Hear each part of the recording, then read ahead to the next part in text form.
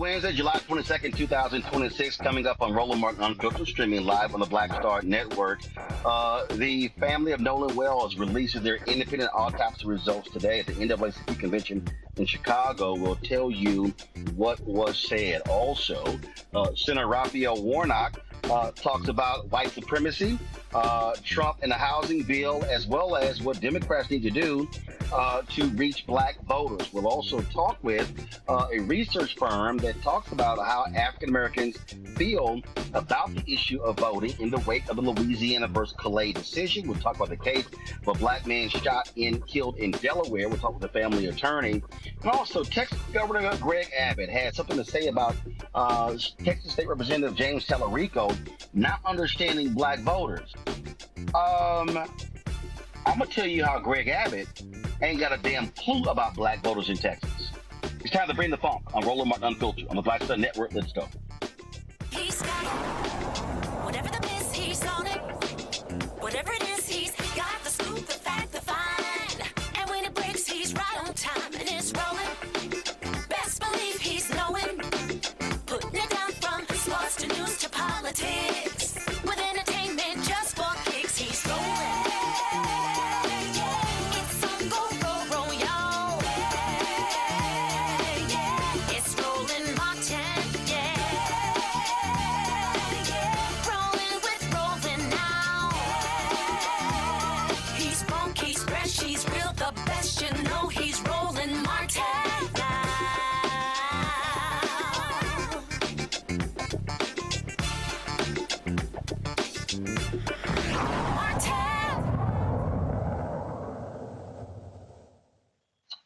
Hey, folks, U.S. Senator Raphael Warnock of Georgia is one of 4 Democratic United States senators who are African-American in the Senate. There is 1 Republican.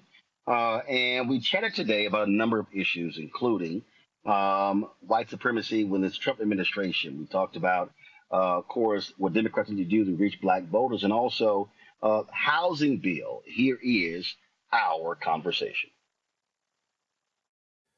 Senator Warnock, glad to have you here. I have been doing something really since the inauguration. I've been framing this thing that what we're seeing right now from Trump and MAGA is an effort to completely defund Black America. And I've been saying right now it's a war on Black America. If you look at everything, if you look at the tax on DEI, the pulling of grants, when you look at the federal layoffs, when you look at the FCC, look at all these things. It is as the gerrymandering, civil rights pullback. It is as if there's a massive bullseye on the backs of Black America.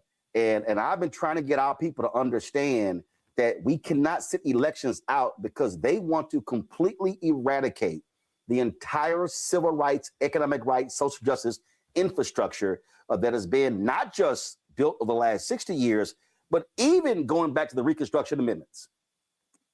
Oh, absolutely. There is no question that the Trump-Vance administration is a white supremacist regime that is trying to foist its dark and divisive vision of our country onto the American experiment, just as we observe the 250th anniversary of this grand experiment that has certainly has had and does continue to have its imperfections. Black people have been at the center of the work of trying to transform our country, make a country as good as its promise, one that lives up to the ideals in the charter documents in our nation.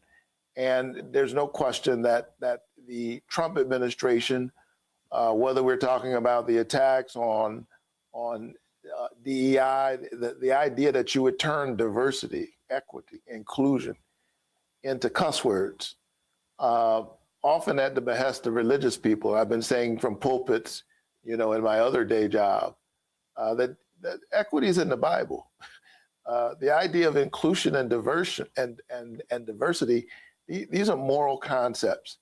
And we have to hold this administration accountable, but we also have to hold others, including pastors and churches, who are loud supporters of this, some of the meanest voices in our country right now, the folks most likely to blame immigrants, blame poor people, are people who read from the book.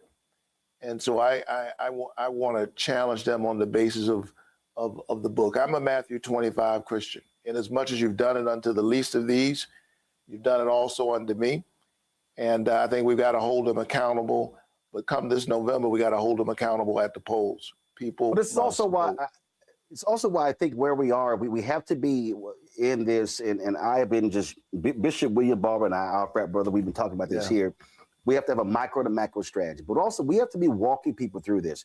Those of us who live and breathe this stuff every day just simply can't assume that people know. There has to be a connecting of the dots. And so you have to connect the dots of Doge layoffs with the dramatic rise in Black unemployment because we over-index in federal government. You have to connect the dots of the attacks against DEI on how every Black nonprofit has been impacted. The slashing of federal grants impacts NGOs. It's impacting Black organizations. And so last year, Biden-Harris, Black-owned businesses got $10 billion in federal contracts, only 2%. That's not down to 1.2%. And so when you lose those billions of dollars in federal contracts, guess what? Those are Black-owned businesses. They have employees. They have families. They have kids in schools. And so this thing is just impacting in all areas. And so we're just in a moment where I just think that people really need to understand that what they are trying to lock in is, and I'm very clear in my book, White Fear. White supremacist rule for the next 50 to 100 years. And folk have got to wake up and realize this is not just about the next election. This is literally about the next half century. No, absolutely. They are playing, and they've been playing the long game. We on our side have not focused on the state legislatures, for example, the way that they have over the last few decades. And as a result, we're witnessing this rabid gerrymandering that's going on all across our country. The Supreme Court, with its recent Callais decision, has poured fuel on that fire. There are literally some 19 seats that are endangered right now in the Congressional Black Caucus.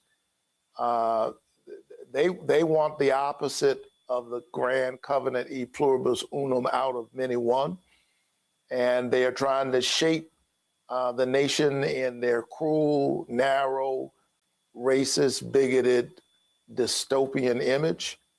And the most powerful thing we have right now is our voices. I want those who are saying in 2024, what difference does it make, to look around and see what's happening and ask yourself, can you afford to stay home come November? I think not. You said that if Democrats gain control of the House and or the Senate, you want investigation of folks who've been redrawing these maps. Donald Trump said in January, hey, y'all got to keep control of this thing because if not, they're going to impeach me. Speaker of the House, Mike Johnson, said, hey, y'all, we better keep control because y'all need me to protect you. They're scared to death of investigations. And I've heard people say, well, Democrats should not be practicing retribution. I've said, no, wait a minute. Corruption is corruption. And if Democrats gain control, they should be making it perfectly clear that they're going to investigate potential wrongdoing. And clearly we know Donald Trump's DOJ is not going to criminally prosecute. But what is happening, people just can't just get away with it. And not just when it comes to gerrymandering as well, but even just the blatant corruption, the raping and pillaging of the federal budget, with Trump earning billions of dollars, and him and his family as well. I mean, this is mind-boggling what is going on. And so this is also what's on the ballot in November, actual accountability from Congress. Listen, if we win, when we win one or both of these houses come November, there's no question that we owe it to the American people. We owe it to the people who sent us up here to hold folks accountable. We have to hold accountable those in the administration who are literally looting the government. They are looting and burning our systems of accountability down and selling it for parts. I don't know if Donald Trump was a billionaire or not the first time he ran, There's some question about that. No, he wasn't. But, he wasn't. But there's no question now. He's wealthier than he's ever been. He's enriching himself. He's enriching his sons, his families. He ran saying that he was going to do something about people's families. And apparently charity begins at home, because he has done an excellent job at enriching his own family. But he's not focused on yours at all. We have to hold him and his enablers accountable. And we have to hold partisan actors in these state legislatures who have been gerrymandering Black people's voices all across the South with absolute abandon. Racial gerrymandering still is illegal. And even the Supreme Court had to nod to that, even in their awful Callais decision. It is illegal to engage in racialized gerrymandering. And so if we win the majority in the Senate, I intend to drag these state legislators before Congress, hold them accountable, get them on the record, ask them about public statements they've made, other evidence that we can gather, so that those who are fighting these issues in court will have the data and the evidence that they need. We can do that if we win one or both houses. And then once we're back in power, there's some real things that we need to do to save our democracy, to strengthen and expand voting rights in our country. This week, Democrats are meeting to decide who is going to go first. I have made it perfectly clear that I still believe that South Carolina should be the first in the nation. All due respect to Nevada and Latino voters in Iowa and New Hampshire, African Americans are the bedrock of the Democratic Party. But the reason I believe that South Carolina should go first is because the Democratic Party is going to have to come to grips that if you look at the 2030 census, what is projected, blue states are going to lose 12 congressional districts. That's 12 electoral college votes. Those votes are going south. They're going to Georgia, North Carolina, Florida, Texas, and other places. And so the Democrats cannot win in the future if they do not win in the South. And that means they are going to have to invest serious dollars on the ground in South Carolina, North Carolina, Georgia, Tennessee, Florida, Mississippi, Alabama, Louisiana, Texas, if they want a future. And I think changing it from South Carolina, to me, is a huge mistake. Do you support South Carolina remaining the first in the nation for Democrats? There's no question that the road to the presidency, the road to the majority, is through the South. And as a child of the South, I absolutely support that. I resonate with what you're saying with respect to my neighboring state of South Carolina. We debate on who has the best peaches, but I support. Ain't no debate on who got the best barbecue meat bitch in Texas. So let's just be real clear. Y'all can talk about them peaches. Y'all can't talk about barbecue. But look. Here's the issue we have in the Senate, Roland. Our high watermark right now in terms of seats that Dems can realistically win in the Senate is 52. 52. Think about that. When Barack Obama won election in 2008, he had 60 Democratic senators. 60. That is practically unimaginable right now.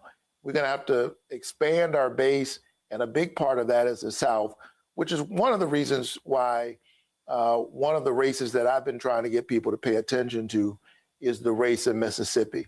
We can win a Senate seat in Mississippi. I'm not going to kid you and pretend that it would be easy, but it wasn't easy for me to win my seat in Georgia. When folks started talking about... It's not going to be easy to win that seat, sir. And sorry to interrupt you. When you got two Black candidates and one is running as an independent right now, polling at 6%. I mean, I'm sorry. That you can't beat Cindy Hyde-Smith with two Black candidates running with one as an independent. That's just real. I think that's a tactical issue that needs to be addressed. But I'm very proud of the race that Scott Callais is running. He actually outraised the incumbent, Cindy Hyde-Smith, in the first quarter. Mississippi is a state where the media markets are relatively cheap, certainly very cheap as compared, say, to Texas. I support wholeheartedly what we're doing in Texas. But if we could get a fraction of those resources in Mississippi, I think it's important both for the short term. I do believe that Scott Cologne can win. Mississippi has just the kind of coalition that we had in Georgia, but even more so. Georgia's 31% African American, Mississippi's 38%. We can build a multiracial coalition in Mississippi to deliver that Senate seat. And in the wake of what they're doing around this partisan gerrymandering, I'd love to see us send Benny Thompson back, of course, to the House, and for good measure, pick up a Senate seat in the meantime. A couple of more questions. One of them deals with, frankly, money. Are you and other members of the CBC, are you telling the DNC, the DSCC, the DCCC, the Democratic Government Association, Senate Majority PAC, House Majority PAC, listen, y'all got to stop this nonsense of the old way of running. You're going to have to spend 3 to 4 more times in investing in Black people. You're going to spend 3 to 4 more times on the ground, because today's Black voter is not the other voter. More Black people are not identifying as Democrat. Doesn't mean that they won't vote Democrat, but the investment has to be there. And I just keep saying to these folks, you can't go to the old model of 40 years ago thinking you're going to pop into a few Black churches, show some Black endorsements, and then do some nominal work. No, you're going to have to spend real money, real time investing to turn out African Americans if they want to win. Are y'all telling them that, and are they listening? The answer is yes. I'm telling them that. I'm saying it all the time. And guess what? I got street creds to support it. I'm not here by accident. I don't know that nobody who spent more money on Black media, on Black radio, in Black newspapers than I did during my campaign. I had to upset what people would normally do. I had to shake the apple cart to make sure that we were talking full time, in real time, in a robust manner to the most faithful part of the Democratic multiracial coalition. Black people are at the base of the party, especially Black women. And so you move across Georgia and you talk to folks who own Black radio stations in these little rural towns, and you ask them, what did the Warnock campaign do during my 2 races for the Senate? And as a result of that, I'm sitting here twice elected in the state of Georgia. Yeah, so Black, but they did be listening. What you did in Georgia, and what Don Scott did because Speaker of the House of Virginia, that's really the model of how you turn it out. They better listen. Last question for you. Bipartisan effort, huge numbers passing a housing bill. Housing is a major crisis. The twice impeached criminally convicted commander-in-chief refused to sign the bill because he threw a temper tantrum. That bill is actually helping people. And we know for African Americans, housing is critical. Affordability is critical. Talk about what you want to see happen now that the bill has become law, despite the antics of the commander-in-chief. Housing is one of the most important issues we can be talking about. And we have a major housing affordability crisis in this country. Much of it is on the supply side. There's just not enough housing, and a whole range of reasons for that. I've been working on this issue since I came to the Senate, but I'm proud that we were able to pass the Road to Housing bill, which in various ways addresses this affordability crisis. It doesn't do everything, but it is a robust first start. I'd like to do more once we're in power. But in this bill, in this law, this bill which became law, despite Donald Trump's temper tantrum, he wouldn't sign it, but it became law anyway after 10 days. I have a bill, I have a provision in the law that finally addresses the outsized footprint of private equity in the housing markets. And we're particularly seeing this in communities all across Georgia. I think of huge swaths of land in Southwest Atlanta and all across the state that I represent. 1 in 4 single family homes owned by private corporations in Atlanta. So you're trying to be a first-time home buyer. You're a young couple. You got married. You followed all the rules, and you're starting a family. And when you get ready to buy a house, you're not competing against the person down the street.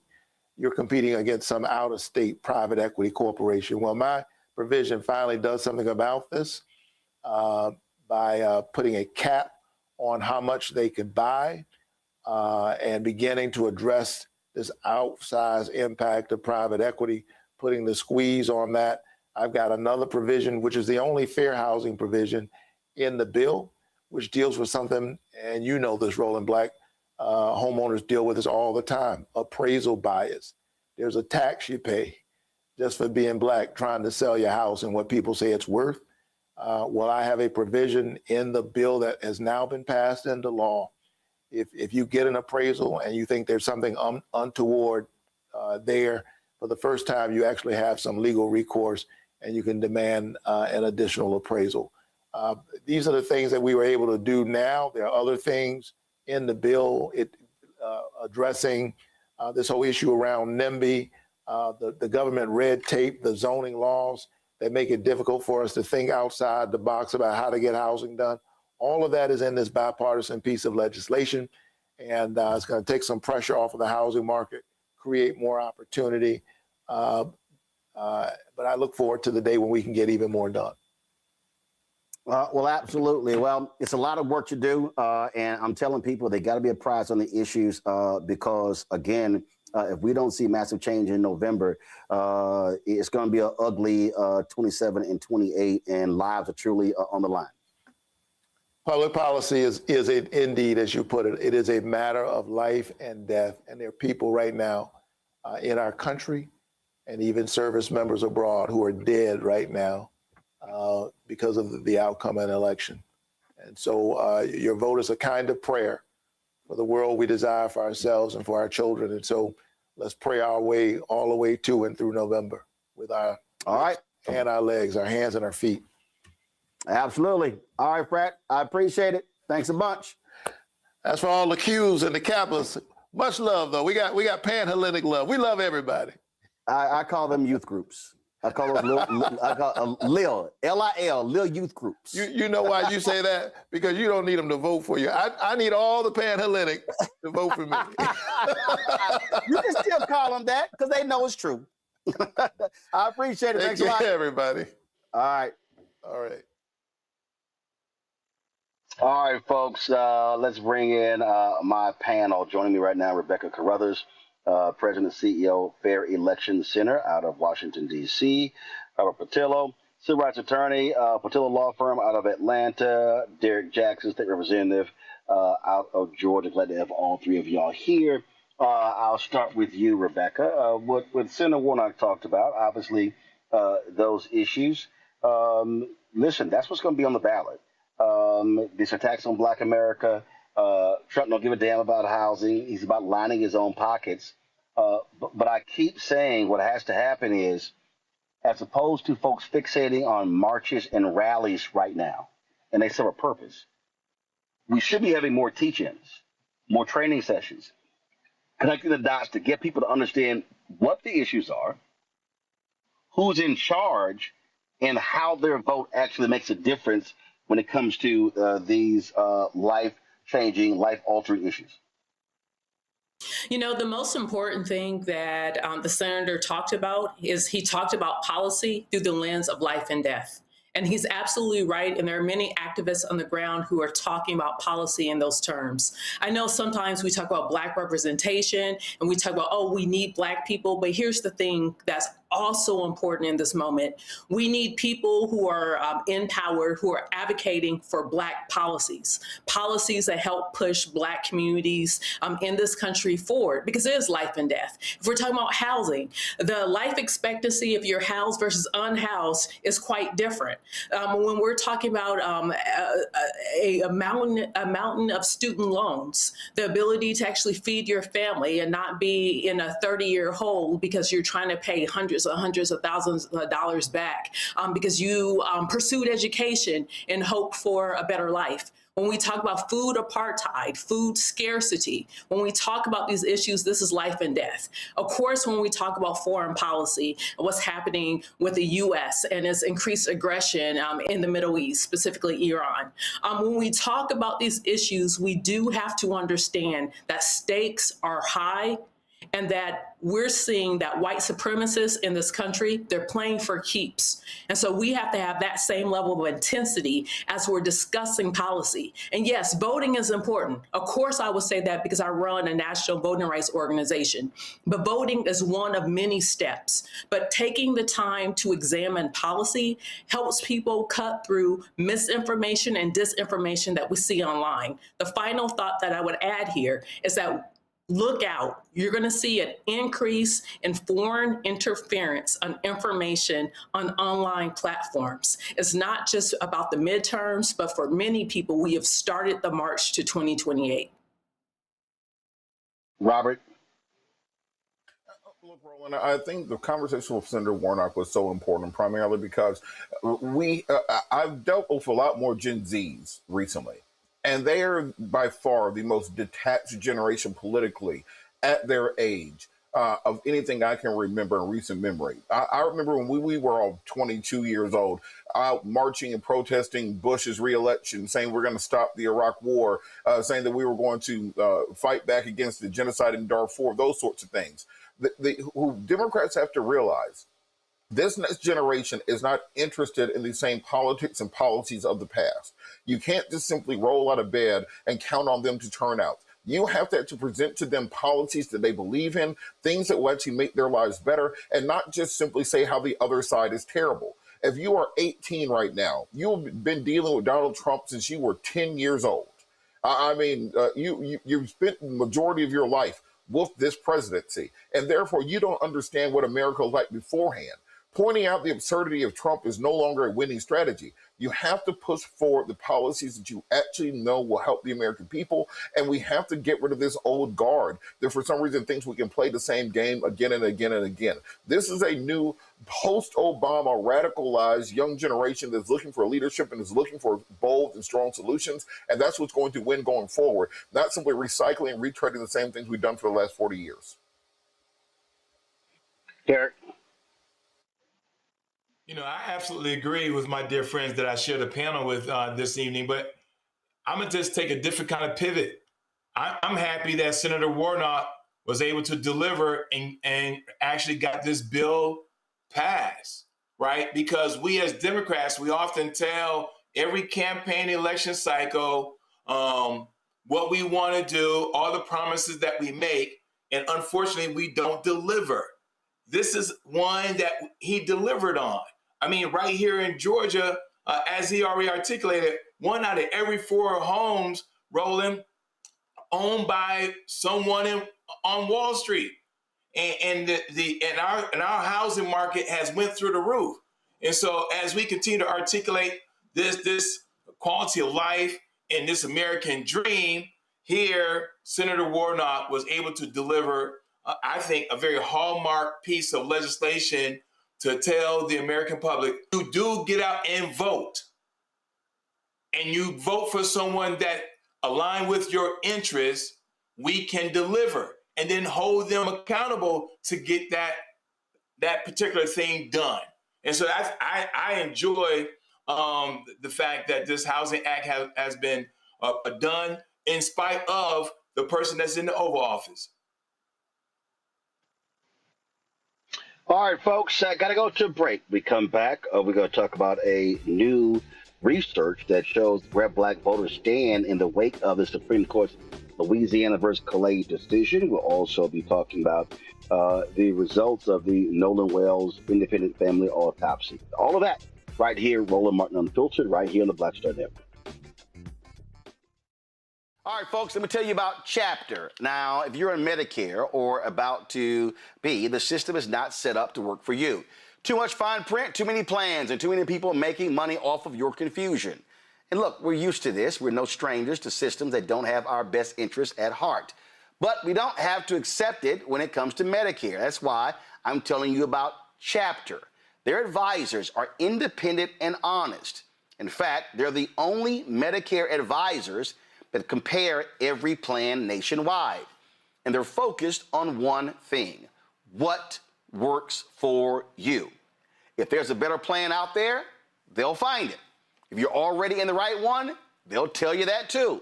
There are no games. Just last year, people who switched with Chapter saved an average of $1,100. It's 20 minutes and a real person. It's completely free.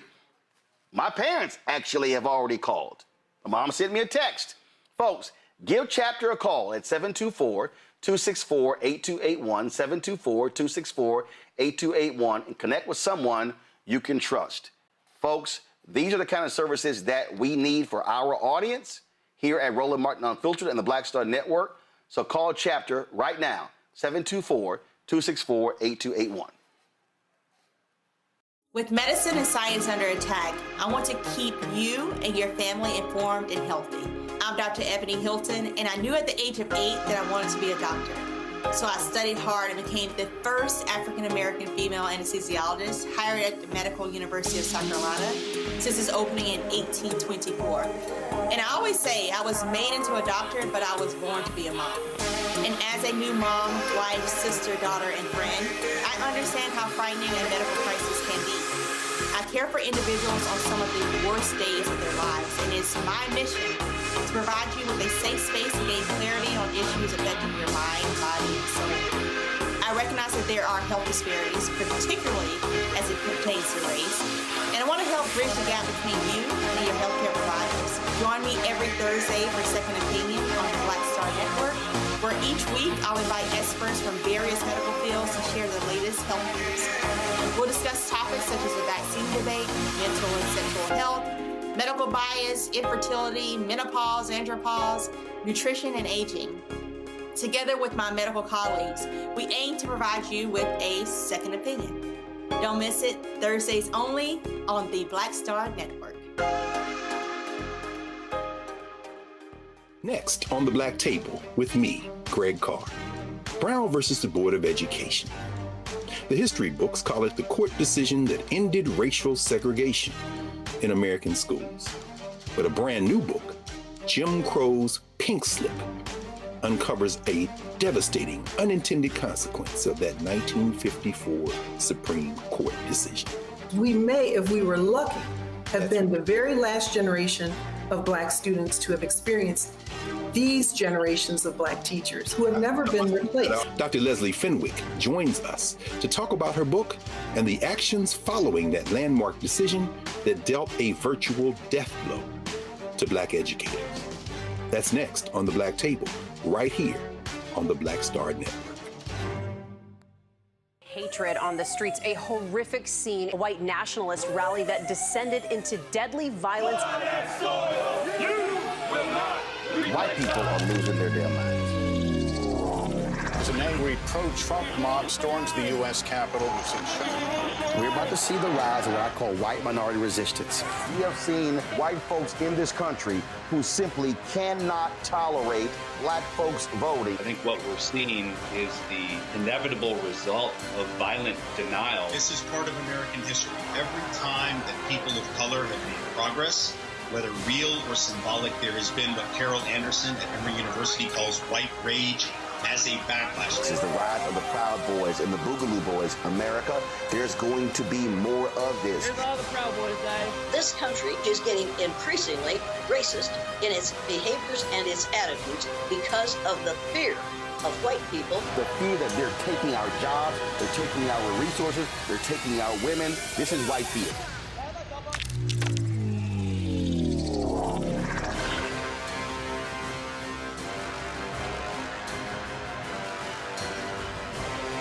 Swing Cash, Basketball Hall of Famer, and you're watching Roland Martin Unfiltered.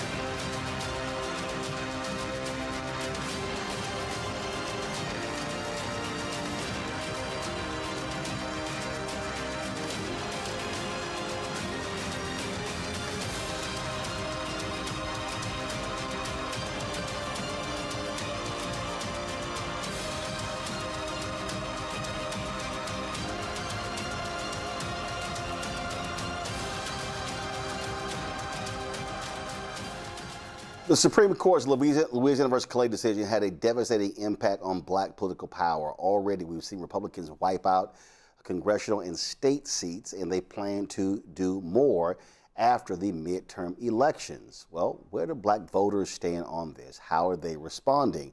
How do they feel? And is this going to be a significant turnout effort in November? Joining us right now is Terrence Woodbury to share with us some research that he has been developing.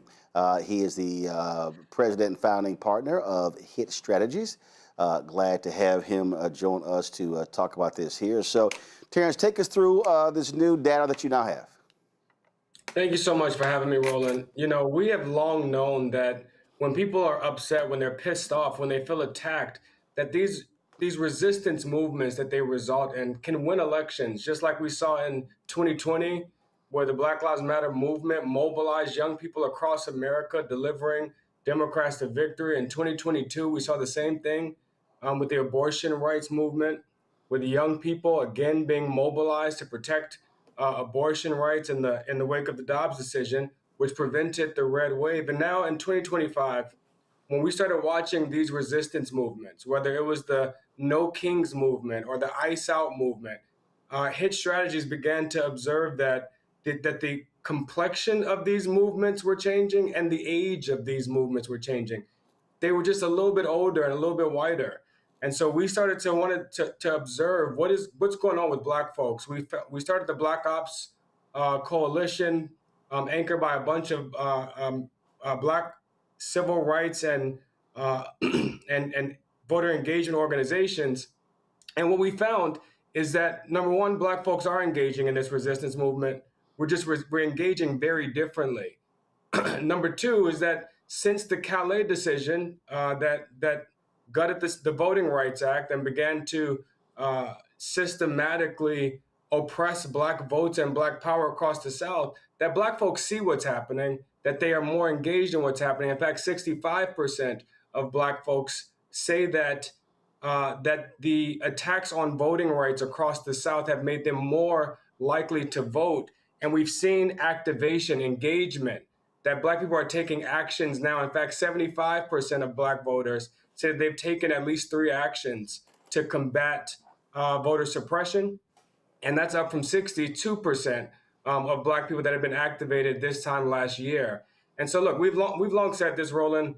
If Republicans are going to try to oppress Black votes, they better keep doing it privately in smoky chambers behind closed doors, because once Black folks find out about it, we respond in kind. And so we have seen this across the South.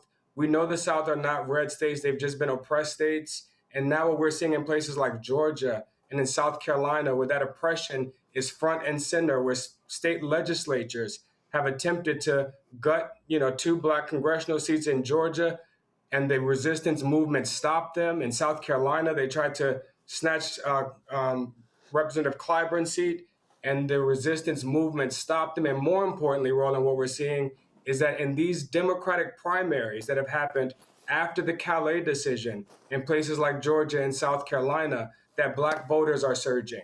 And so we recognize that our power is being attacked now, and we're taking actions to protect it, and not waiting until election day to protect that power, but taking action right now.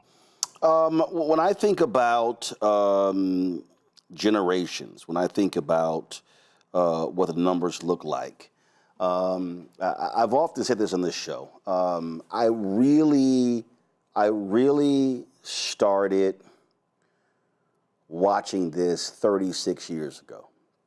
1990, was a junior at Texas A&M University.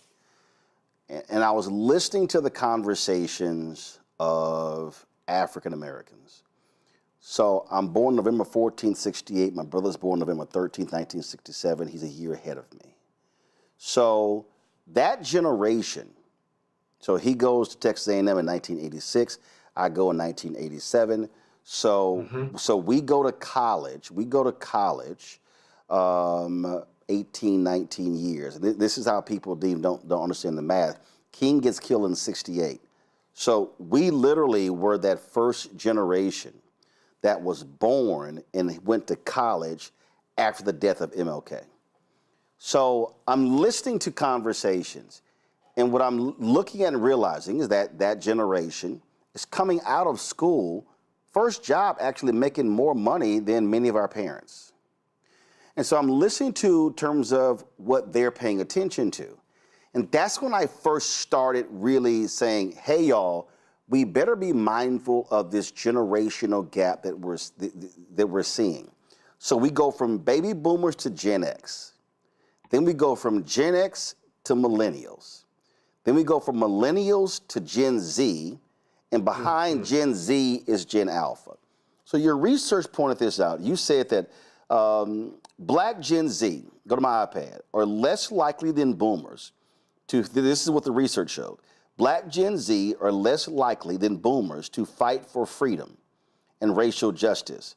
But Black Gen Z are much less likely to fight for American democracy or the right to vote. 56% of Black Gen Z believe that they do not have to defend democracy because it does not work for us, compared to just 22% of Black boomers. Younger Black voters are almost twice as likely to expect political violence, 44%, than older Black voters. Now, what jumps out is that when you and I talked, I guess it was 2022, the election, when you were talking, we were talking about, you were saying how we have to use language differently. So go back to my iPad. So when I see that Gen Z are much less likely to fight for democracy or the right to vote, that means that when I think about Vice President Kamala Harris's campaign, what was the centerpiece of the campaign? Fight for democracy. What do you keep hearing people talk about? Fight for democracy, or we got to fight for our right to vote. So the language that is being used actually is not appealing to the folk we need to turn out. That's exactly right, Roland. Look, it's not that, and we've been saying this since 2022, that Democrats have to stop defending democracy. Stop defending democracy. That is not a winning message. That does not mean that we abandon democracy.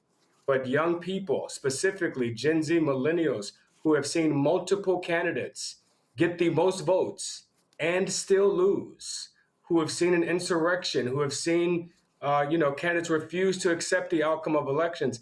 These young people have had mixed results from democracy, and they are not prepared to defend that. And so what we found is that while 81% of Black boomers say it is Black baby boomers say it's important for them to defend democracy, only 50% of Black Gen Z say it's important to defend democracy. So what that means is, when we're talking about messaging, you have to, if you're taking Black people, you have to have Black boomer messaging, Black Gen X messaging, Black millennial messaging, Black Gen Z messaging. And the problem with these white strategists is that they just want to do one message to Black people.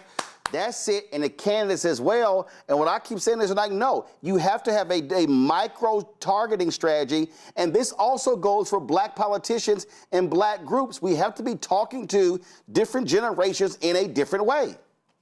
That's exactly right. I mean, we've heard a lot about the gender gap in the Black community, Roland, how Black men show up different than Black women, when in fact the gender gap exists across every racial group. In every group, women vote different than men. Women show up more than men. And in the Black community, that gender gap is smaller than it is in any other group. But what is undermining our ability to coalesce this resistance, to really demonstrate the full force of Black power, is not the gender gap between Black men and Black women. It is the generation gap between older Black voters and younger Black voters, where across every single metric, whether it is, how important is it to fight for democracy, how likely are you to vote, how much do you approve of Donald Trump, on every metric, younger Black voters are 20 points away from older Black voters. And so this is where we have to start solving for the gap. And a part of how we do that is by connecting the dots between the democracy, these kind of pain points of democracy, and how they are impacting young people, Black young voters, economically. For example, right, we may want to talk about ICE occupying our cities or being deployed into American cities. And that's fine, as long as we are connecting that to the fact that means that there's $75 billion of wasteful spending that could have been used to solve problems in your community. We can talk about an unconstitutional war in Iran. That's fine. But it's more important to talk about the fact that we're spending $1 billion a day in Iran, almost $30 billion wasted, and what Democrats would have solved with that money. Because this is, I mean, it comes down to how is this impacting me personally? And all of these decisions, all of these attacks on democracy, on voting rights, they have economic implications. And we have to connect the dots and show how these decisions are, yes, they're undermining America's democracy, but also they are hurting you, your family, and your community. This right here jumped out at me, and I found this to be really interesting. Now, first of all, this is the actual, just the graph here, but I'm going to go down here. And when you talk about that black-female divide, again, we have to deal with messaging. So it says, hurt you personally, not made a difference personally, help you personally. Men under 50, Trump's policies, hurt you personally, 39%. Not made a difference, 40%. Help you personally, 18%. Now we go women under 50, stark contrast. Hurt you personally, 62%. Not made a difference personally, 24%. Help you personally, 9%. Let's go to men plus 50. Hurt you personally, 69%. So it jumps from 39 to 69 when you go from men under 50 to men plus 50. Not made a difference goes from 40 to 22. Help you personally drops 18 to 8. Now, with same thing, if we're talking about messaging and how do you talk, so now if you're talking to black men, the conversation to black men 50 plus is different than the ones below that because, again, when you look at numbers, who are the folks that have been getting laid off? Largely African Americans who are 50 plus, men and women, federal workers, others, impacts of DEI. And so again, what it is saying is that when we're talking about how do we communicate, we have to be, I'm thinking about I forgot the guy's last name, but he's the author about your love language. I mean, that's what this is all about. And all this is saying is you cannot continue with this sort of one size fits all. That worked from let's just be honest, that worked from 68 to 2004. Obama comes along, he completely changes all of it. He's an anomaly, so you got to really take him out of 8 and 12, and you got to look at the elections since then. And so the messaging has to be different. That's exactly right, Roland. And what makes that quite easy is the internet. What makes it easy to target specific voters with a specific message is the internet and the fact that they're consuming all the information from the palm of their hand where they could be targeted. I mean, think about what we're talking about. We're talking about segmenting black men and black women as rudimentary as, a rudimentary division as that when it was a decade ago that Cambridge Analytica was using data to target vote, to isolate Brexit messaging per person, not per demo or per group, but per person isolation. This is what we are combating. We're combating the other side, Republicans, who are targeting young men with messaging, who are isolating and frankly, showing them messaging that none of us are really seeing or hearing because it's only in the palm of their hand. And we are still trying to blanket message as if we were only advertising on television, as opposed to using the power of targeting on the internet. Young men, when I look at the graph that you just put up, 18% of black men under 50 saying that Donald Trump's policies have helped them personally. Guess how many black men under the age of 50 voted for Donald Trump? 18%. And that 18% helped me personally. Y'all, it's just right here in the data. Women under 50, 9. Men plus 50, 8. Women 50 plus, 2. Defenders, 8%. Activists, 7%. Spectators, 11%. So that's the highest percentage out of all of those groups.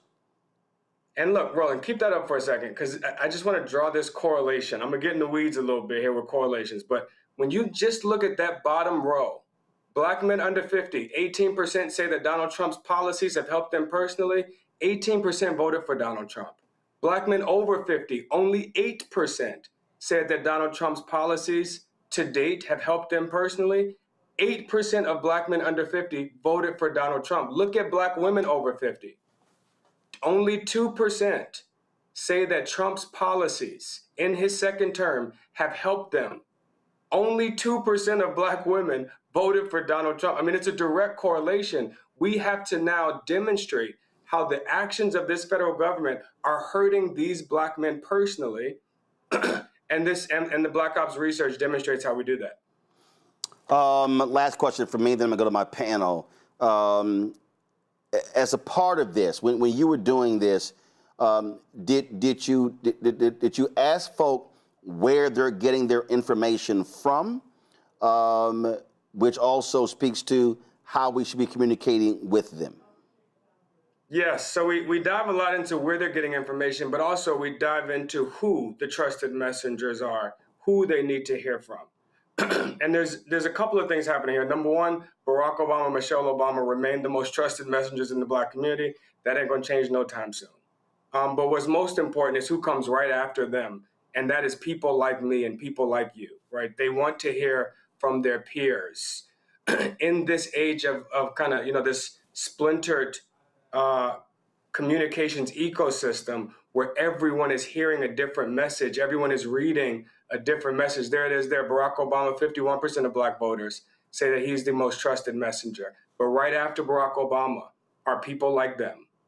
Their most trusted messenger are their friends, their family, their peers, and notably, and here's where we start getting into the media strategy, the influencers that they have chosen to follow and trust. Those are their trusted messengers. Those are the people like them. And so we have an opportunity, and all of these are twice as high as Black celebrities, as Black athletes, as Jay-Z, Beyonce, all the folks, Cardi B, Meg Thee Stallion, all the folks that we're going to throw on stage over the next 90 days, when the people that they trust, and we should do that, I want to be clear, celebrities break through the noise and get people's attention that are otherwise checked out of politics.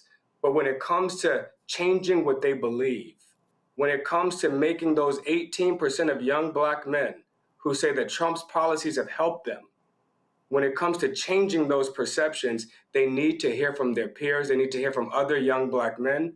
And a part of how we do that is by hiring, enlisting the influencers. And I want to be clear, hiring them with money, because that is what the right is doing. They are finding the points of the centers of gravity on social media, on TikTok, on Instagram, and they are paying them to deliver this black pill of annihilation that nothing is going to get better. No one has your back. You might as well withdraw. Just get money. Black women have done enough. You're part of the 92%. That is the bullshit that is being fed and targeted to these young voters.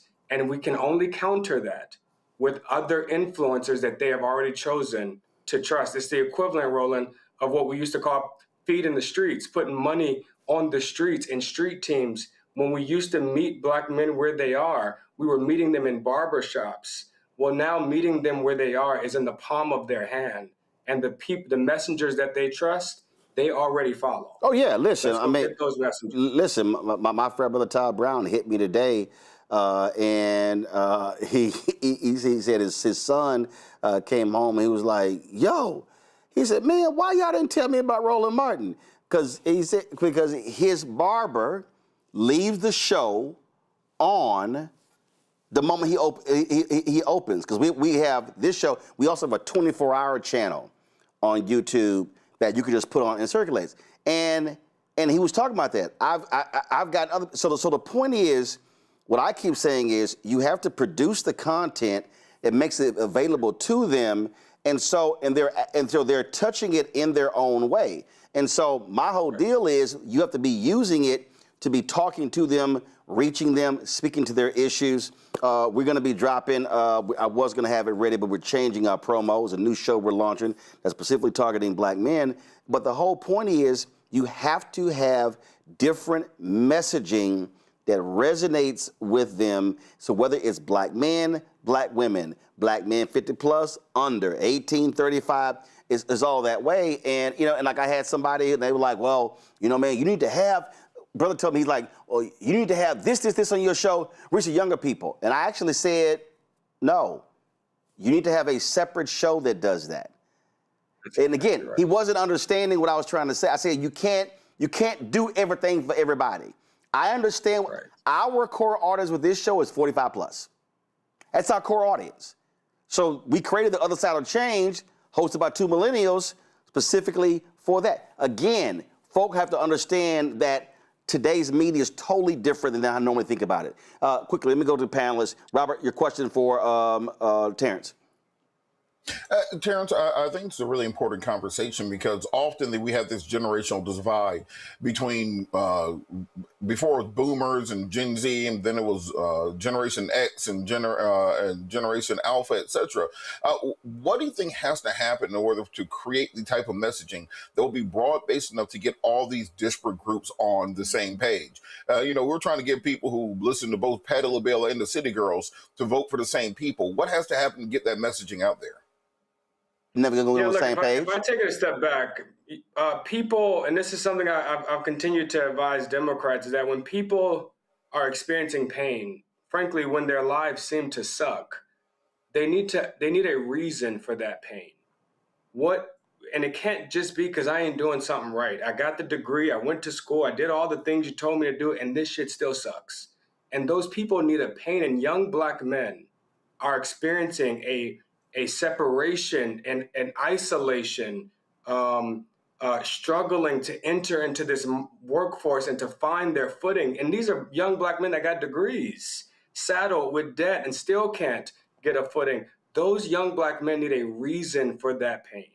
And what Donald Trump does is comes along and tells them that the reason for your pain, he says the same thing to young black men, the same thing to white rural men, that the reason for your pain is because of those other people that are getting what you deserve.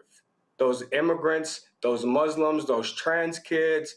And I think that Democrats, frankly, I don't know what reason we have given these young black men for why they're experiencing this kind of pain. Besides, the only reason I could think of in the last 10 years is Donald Trump. And they're just not buying that. They were experiencing this pain before Trump. In fact, we beat Trump, somebody else became president, and it still sucked. And now he's back and it still sucks. At least, you know, to the message that he's presenting, he is trying to get rid of the people that are causing that problem. I would argue that one message that I know cuts across this generational divide, in fact, it cuts across every race and every gender, is that the reason that your life sucks is not because of the people that have less than you. It's because of the people that have way too damn much, that are willing to take from you and from them, so that they can have even more, the people that are rigging the system against you. That is a message that resonates with 73% of America. Yep. Not 73% of Black America. 73% of Americans believe that corporations and billionaires are rigging the system against us. And so Democrats have an opportunity to own that message, and then to really begin to hold these corporations accountable for the way special interests are rigging the system. Derek. Terrence, great to see you again. Listen, my question is around the primary versus the general election. When I look at the primaries, the turnout is so extremely low. I mean, I know we continue to talk about they're coming to take your voting rights and voter suppression and all that. And here in Georgia, we were talking about record-breaking this and that and the other based on last year. Well, our turnout, Terrence, was only 28%. 72% stayed home. And so when you have 2.5 million Black voters right here in Georgia, what can we do to cut through this low voter turnout? And I get the messaging piece, but it seems like there's something else. It's not just restrictive that we continue to pass in Georgia. It's not just talking about democracy or they come in and take your voting rights. We got to be able to cut through this low voter turnout. And then the last thing but not least, I would love to see your data around name ID, because we seem to hang our hats on name ID. Because I guarantee you, if you asked back in 2007, will you believe in Barack Obama, the answer would not be 51% like it is today. That's right. That's right. You're spot on. You are spot on. So, Georgia is priority number one for me in 2026. In fact, I have moved to Atlanta to help a black woman and a black woman become governor and a young millennial get reelected to the U.S. Senate. And I do think that those two, one of the things that we have seen is that candidate selection matters. And when you have candidates that represent the broad diversity of the coalition, that speak to the lived experience of people, and that can tell you why your life sucks, because I am experiencing it too, because my children are experiencing it too, because my siblings are experiencing it too. That is a very, very different proposition than what they've been experiencing. And so I do think that's going to be important in Georgia. I would also argue that, this is investment. It's going to take resources, and we've done this analysis cycle over cycle, where turnout in battleground states where $100 million is being spent is double digit, 10, 20 points higher than it is in states where we're not investing. And so Georgia is going to be a very high investment state. But then the last thing I would say is we are seeing that Black approval rating of Donald Trump has plummeted back down to 5 or 6%. It was as high as 20 to 25% at the beginning of this second term. But the problem is that as his approval rating has plummeted, as they become anti-Trump, they have not become pro-Democrat. And so this is why I encourage Democrats, especially in places like Georgia, where a lot of money is about to be spent, to give voters something to vote for and not just something to vote against. They know Republicans suck. They know Donald Trump is terrible. They know MAGA is attacking them. They need to know what Democrats are going to do for them. Rebecca. Hey, Terrence, it's good to see you. And I owe you a phone call. Yes, you do. So, and I'll be in Georgia next week. So I'm reading Ella Baker's biography, especially as she's talking about participatory democracy. Is that the Barbara and Ransby book? Black hierarchy. The Barbara Ransby book? Okay, go ahead. Yep. Especially as she's challenging Black hierarchy. I'm raising this because when I look at influencers online on behalf of the party or on behalf of candidates, when I look at celebrities, when I look at Black churches, Black fraternities and sororities, that has been the way in which the Black establishment has said, okay, this is how we're going to organize the Black community. It's not working.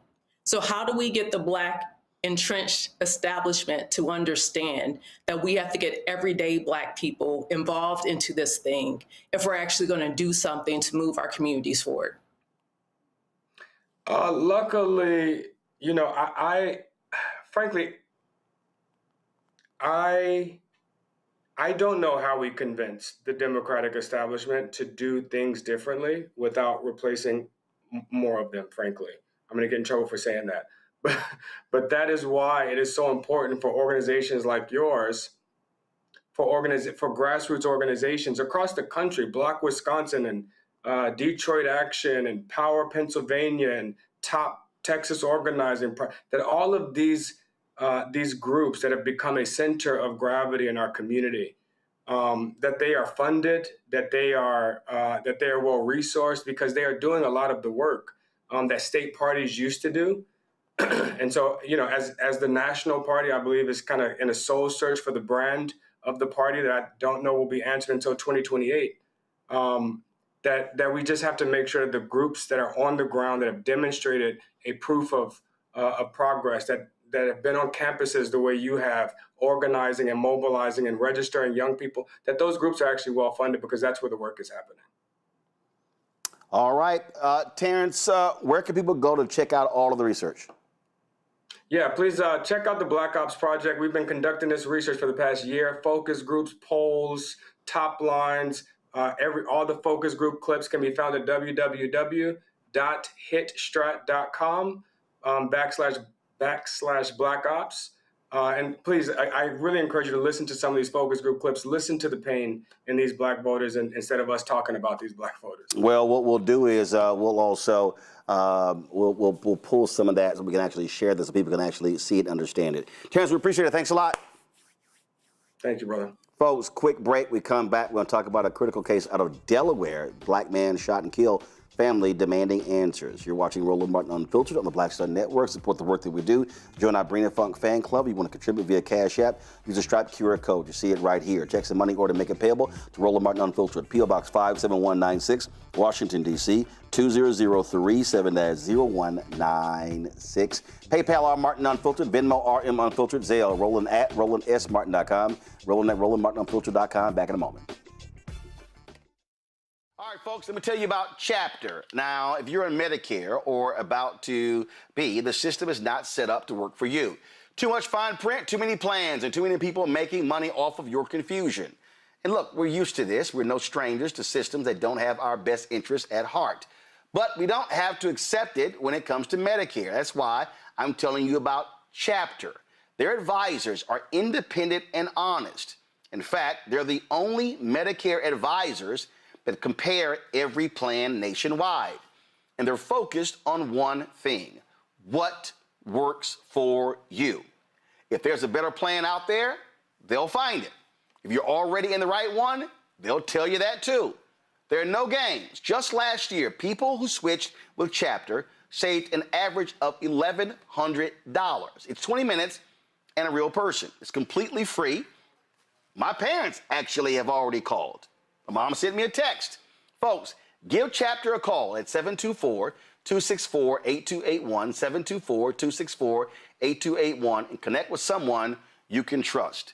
Folks, these are the kind of services that we need for our audience here at Roland Martin Unfiltered and the Black Star Network. So call Chapter right now, 724-264-8281. Melanie Campbell, National Coalition on Black Civic Participation and Black Women's Roundtable. And we are watching Roland Martin Unfiltered all day, every day, 24/7. Spread the word.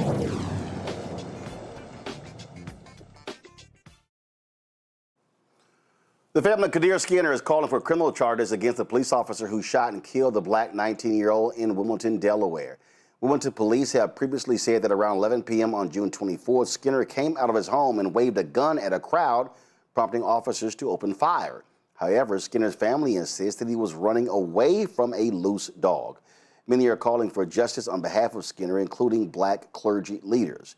During a virtual news conference on Tuesday, Bishop William Barber demanded transparency and fairness in this senseless killing of another young black man.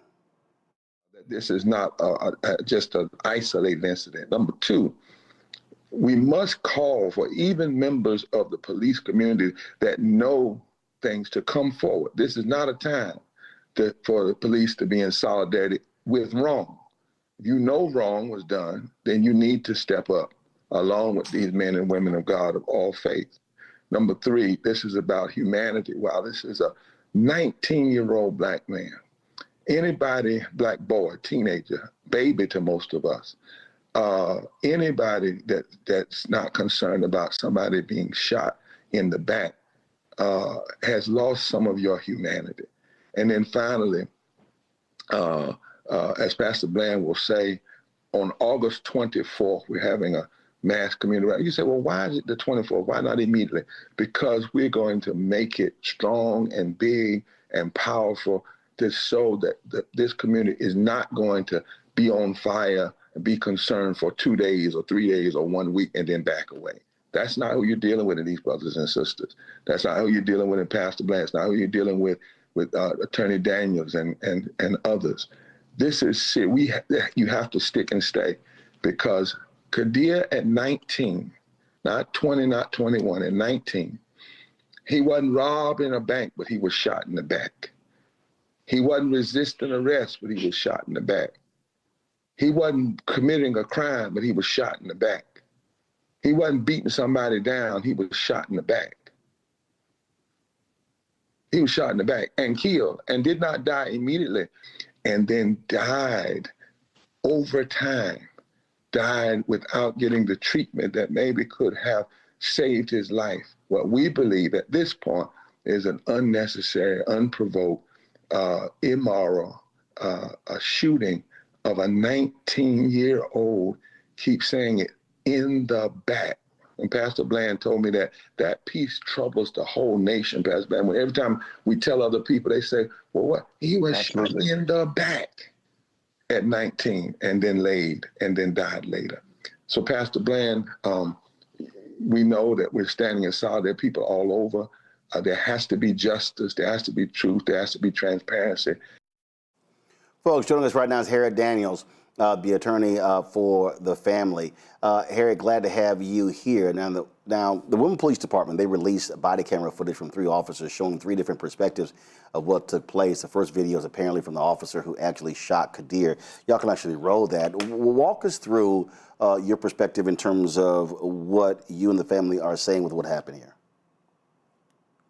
Thanks for having me, Roland. On the night of the incident, a officer, with 2 officers in a patrol vehicle, and they was, I guess, patrolling the area. We don't know exactly what was their purpose for their presence in that neighborhood. But at some point, they saw Kadir running. The police patrol vehicle stopped. Both officers exited the vehicle and started to give chase to Kadir. In the video, at the beginning of the video, if you slow it down, you can see Kadir running from a dog. In fact, we have witnesses' statements that, in fact, corroborated the video before we even saw the video, that he was walking down the street, turned the corner, and a vicious dog got loose, and he took off running. And simultaneously, these cops pulled up and kind of did a roll stop. At some point, while Kadir is running, the officer pulls a firearm and fired 3 shots, striking Kadir in the back. What we do know is that he was shot in the back and he was running from the police. We have our witnesses to that account, that not just the video alone, but corroborates what's on the video and corroborates the physical evidence here. The Williams Police Department initially came out and said that Kadir came out of the house, pointed a gun at a crowd of people. That prompted the officer to give chase. And if you can see in the video there, you can kind of see the dog running. You can see the dog running behind him. That's not true.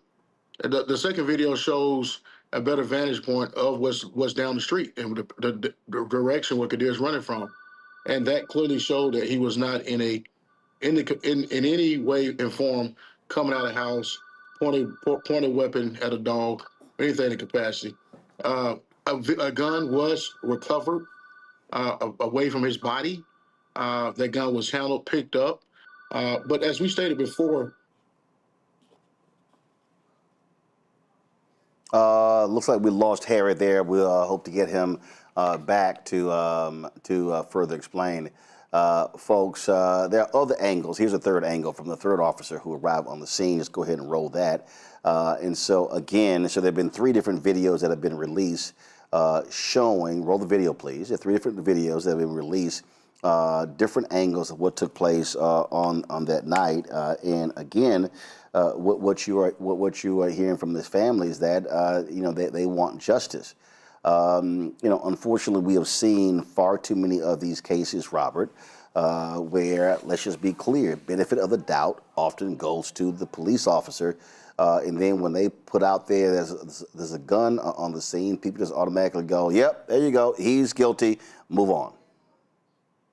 Well, this is one of the most important things that came out of President Obama's 21st century policing policy, which is the proliferation that we've now seen of both body cam footage, but also the general public understanding that when you see an encounter of this nature, start filming immediately. We can go back 40 years to Rodney King, and people understand the importance of video in these situations. I was with Reverend Jackson at the Ahmaud Arbery hearing when the lawyer said, well, we don't want to have Jesse Jackson here on Monday. I was the person in charge to make sure Reverend Jackson was here on Monday to walk into court. And talking to the jurors in those cases, it was the video that was dispositive, because at the end of the day, law enforcement still has this benefit of the doubt, this still belief. There's still many people, particularly white people in this country, that believe law enforcement is there to protect and serve. They believe their word above anything else, unless you have photo and videographic evidence to disprove that. So until we can somehow create some kind of technology where every black boy has a drone that follows them 24 hours a day, 7 days a week to film them, we have to start working societally to break down this presumption of innocence and presumption of truth on the part of law enforcement. There's a reason police reports are not admissible in court. They're fundamentally unreliable. They cannot be trusted on their own without corroborating evidence, and this is why it's so crucial that we get jurors, that we get a court system that believes people the first time without having to have a surveillance satellite overhead to prove what we're saying is true. We've got Harry Daniels back. Harry, you about to making a point that before we got cut off? Yeah, so at no point was Kadir a threat to anyone or the officer. He was clearly running. We have screenshotted, slowed this video down. The experts looked at it, and you can clearly see at the time this officer discharged his firearm, he's shooting Kadir in the back. Roland, one thing that stood out to us is the narrative, and I think my good friend Robert Patella was talking about that, is the police report and the narrative that was given initially that Kadir came out of the house with a gun and pointed a gun at a crowd. Well, that's simply not true. That's simply not the case. It didn't happen. And that account came from the shooting officer of what he said transpired. Here's the thing. It's our position that he didn't have reasonable suspicion of probable cause to even give chase to Kadir. The Supreme Court of the United States have made it very clear: right to walk away, you have the right to run away. In this case, Kadir was not running from the police. He was running from a dog that in that neighborhood, when we canvassed that neighborhood and spoke to witnesses, there's a big sign on the window say, "Beware of dog." That dog to be beware of showed itself, and he got away from his owner, and Kadir took flight and took off running. Roland, we don't believe Kadir even knew the officer was behind him. So, we got this thing riding while black, swimming while black, shopping while black. Now you got running from a dog while black can be subjecting you to being shot in the back. I don't want to sound cliches, but it is what it is. The evidence, the autopsy, the evidence shows that he was running and shot in the back, as Bishop Barber stated. And this case have garnered a lot of attention, national attention. The people of Wilmington, Delaware are protesting daily. We was able to get this video released. The Attorney General released these videos, and it shows exactly what these witnesses have already stated. This is, I mean, we talked about these things being epidemics, but you see it over and over again in cases that myself and my colleague Benjamin Crump and Chance Lynch, that we represent people across this nation, and you have these egregious acts by law enforcement thinking that they can just shoot a black man simply because he's running. And that's not the case. So we stand with his family, the clergy, the national clergy, stand with his family and pursue this case until we get a result for this family. All right, then, Harry Daniels, we certainly appreciate it. Thanks a lot.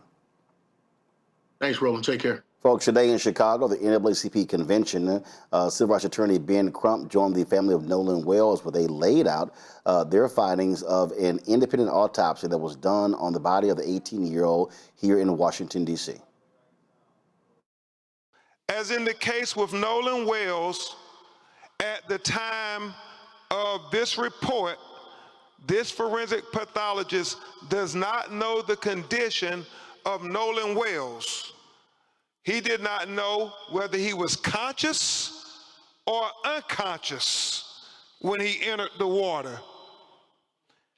He said that would be significant. He said he did not know whether he was forced into the water or unforced into the water. He said that would be significant. So he said the condition of Nolan Wells before he entered the water would be the crux of the matter. It would be of utmost importance to being able to determine a cause and manner of death. He said, definitive circumstances of death are required to determine the manner of death. For these reasons, this pathologist cannot rule out, and let me really call your attention to this. For these reasons, this pathologist cannot rule out if any intervening non-accidental factors contributed to or caused the death of Nolan Wells. Very open. He says, however, dissection of the back of the head during the layered posterior neck dissection revealed a 12 by 8 inch focal area of red discoloration in the deep soft tissues overlaying the occipital bone. And he talked about how he found red discoloration when he cut open into the back of his head towards the occipital bone, and he saw the red discoloration, and we actually saw the pictures of it. It's significant. You can't help but notice, why is this dark red here in the back of his head?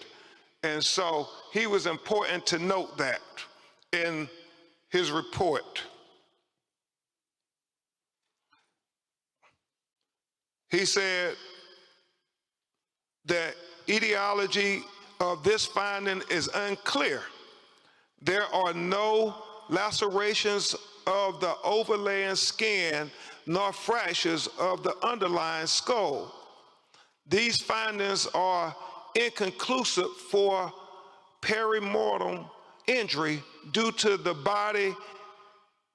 both the extensive decomposition and the absence of associated injuries. This finding, however, is significant enough to be highlighted in this preliminary report for further investigation. It is important to reiterate that the finding could not have been observed in the first autopsy because the posterior head and neck dissection were not performed. He said another limitation, move this back here. Another limitation faced by this forensic pathologist was the absence of the anterior internal neck structures. The trachea and the laryngeal cartilage, the thyroid horn, and the hyoid bone were not received with the body. So he's saying that the throat was not received with the body when he got Nolan Wells' body in Washington, D.C. to perform the second autopsy. And so let's discuss that with what he said about that. He said, it is assumed that the initial pathologist retained these structures for additional evaluation. He said the retention of the anterior neck structures during an initial autopsy is a common forensic pathology practice. He was chief medical examiner for 7 years in Washington, D.C., and he said that if they had concern about throat or any fracture or compression of the throat, they too will hold them back. He doesn't know why they held the throat back, but he said the throat was not with the body of Nolan Wells when he received it in Washington, D.C. to perform the second autopsy. He said, nevertheless, a posterior neck dissection performed without review of the anterior neck structures is incomplete. Therefore, this pathologist cannot rule out injury to the neck as a contributor or a cause of death. He said he would need to have the medical examiner in Mississippi allow him to review the throat.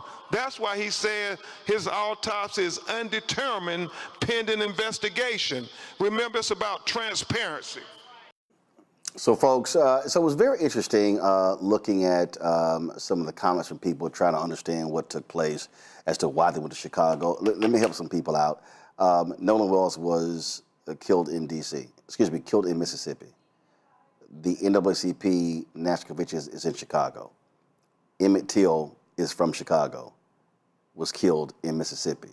So, again, if you understand the history of the NAACP, they've long been involved in cases like this. So I don't understand why people, and I am totally befuddled about the sheer stupidity of people on threads and Twitter who are complaining about Ben Crump. Oh, we don't like how he talks. He doesn't win cases. It's like they have no idea what the hell happens in these cases. And we reached out to Dr. Mitchell to join us on the show, but he declined because it's an ongoing investigation.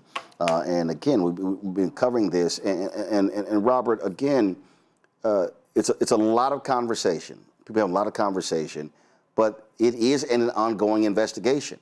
And so what we are continuing to see is trying to get answers as to what the hell happened. And I think that's what's most important in this case, these questions. I spoke with the family of Kendra Johnson recently, who had very similar circumstance of a young black man who ends up dead, and mysteriously nobody knows anything about what has happened to anybody. Everyone gets real quiet. You're dealing with small town politics, small town law enforcement, small town judges, etc. And the families often end up never getting justice or never getting a satisfactory answer. And this is what is so significant right now about not having an operational Department of Justice. There's one thing to see what they're doing with the Epstein files, what they're doing with other investigations, but not having an operational division of civil rights in the Justice Department is perhaps the most tragic part of what's going on with this extreme MAGA agenda, because we normally would have a federal backstop where if local jurisdictions were intransigent, if local officials were recalcitrant, you would have the Department of Justice and the FBI that could step in, as you saw with Cheney and Swerner and Grutter in the 1960s. Now this is going to be very much on the family and on outside organizations to donate, to not only determine what happened with this autopsy, but find out what happened in that crucial first 48 hours to determine how exactly did the messages get deleted off his phone. What pictures or videos are still out there on some cloud or some cell phone that might be dispositive? Where exactly this young boy's throat at? And how is that missing from the body? There are more questions are being raised by the day, and the compulsion of local jurisdictions to simply try to sweep these things under the rug. We've seen time and time again that once you start shining light on this, once you start bringing national attention, you get answers. And the fact that we don't have a Department of Justice or FBI right now that can help us means that we have to depend on ourselves to fight this fight. Rebecca. So, I want to shout out Dr. Roger Mitchell. He is the only Black male chief medical examiner in the country. I'm going to say that again. He is the only Black male chief medical examiner in the country. And because of his scientific knowledge and because of his medical training, he has really pushed the envelope for civil rights and for making sure that Black and brown families, especially Black families, receive answers. That is the very reason why Nolan's body came here to DC, because this is where Dr. Roger Mitchell resides. And I think it's important to say that, because this is another reason why we need more Black people going into that particular profession. I've sat on panels with him where he's gone through the criminal legal system, and he's talked about deaths while people were incarcerated. And oftentimes he went into those prisons and he was able to conduct many of those autopsies to show that there's been systemic issues, especially towards Black people, Black men who are incarcerated and who die in custody. But that said, yes, Robert's right. There's so many questions that are left, even the question about the throat. I heard a medical doctor speak on it earlier, saying that sometimes if you're still doing an investigation, then certain body parts might not go to the second or third or to the subsequent medical examiner examining the body. However, Dr. Roger Mitchell did this examination, I think at least 10 days ago, And we've seen that this autopsy has been released. Mississippi has had it longer. So even if they were keeping the throat longer to continue to pursue additional investigation, why haven't that information been made public? Why hasn't that throat then been shipped to DC for Dr. Mitchell to complete his examination of the body? There's too many questions. And we know, and I know there are different, like I'm an attorney. I know there's many attorneys who are reluctant to provide a conclusion on this, and that's responsible. But I will say this, having my family been in this country for centuries and seeing things like this happen over and over, the ancestors are speaking here. And I don't think that it was just a simple accident in the way in which the initial reports, or within an hour, the sheriff's department saying, oh, there's no foul play found. How can you say that when the body is still barely cold, when there hasn't been public findings from the original autopsy? Derek? Yeah, I'm going to pick up where Rebecca left off. I mean, it was problematic for me as a father of 7, 4 daughters and 3 sons, to hear a sheriff to say there's no foul play here. How is there no foul play? Because if the roles were reversed, Roland, if there was 3 young black men and 1 white boy, 4 went over and 3 came back. Their cell phones would have been confiscated. They would have been interrogated for hours on end. It would have been a thorough investigation from beginning to end. And so this has been problematic from the time the sheriff said there's no foul play. And I get all the other players, the parents of the other 3 boys, they're very strong and political in nature. But what about Nolan Wells' family? I'm going to keep coming back to that. We continue to watch this 2-tier justice system from 1619 to 2026. How many times do we need to say, Roland, enough is enough? And that's the part that from Kadir Skinner, Eric Gardner, Breonna Taylor, the list continues. These families demand justice. And when you continue to have more questions than answers, we're going to get the response that we currently have. Indeed, indeed. Plus, we're going to continue to cover this story, giving you the latest. And again, I need people to understand, there's a lot of conversation around this. We don't have much information. We don't have much information. So our objective is to give you real, credible information. So whatever's the latest, what's new, we'll actually have that for you. Got to go to a break. We come back. Texas Governor Greg Abbott chastises Texas Representative James Tallarico, saying he has policies that don't help black folks, black Texans. Ever looked in the mirror, Greg Abbott? That's next. Roland Martin Unfiltered on the Black Star Network. All right, folks, let me tell you about Chapter. Now, if you're on Medicare or about to be, the system is not set up to work for you. Too much fine print, too many plans, and too many people making money off of your confusion. And look, we're used to this. We're no strangers to systems that don't have our best interests at heart. But we don't have to accept it when it comes to Medicare. That's why I'm telling you about Chapter.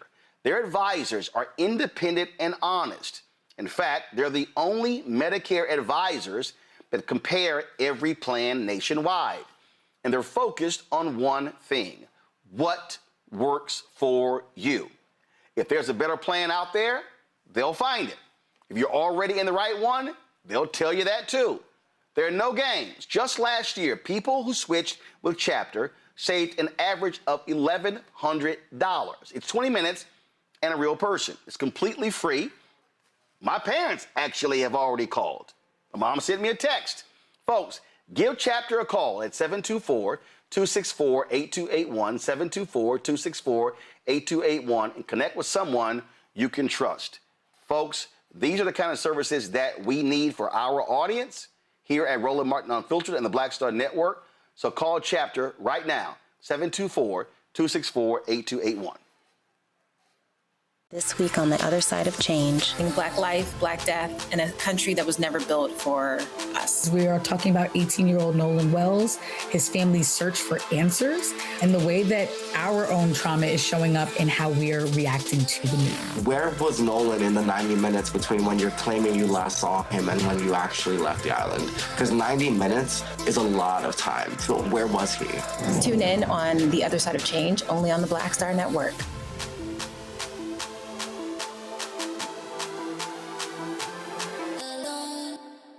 What's up? It's the MCEO Talib Kweli. You are checking out Roland Martin Unfiltered.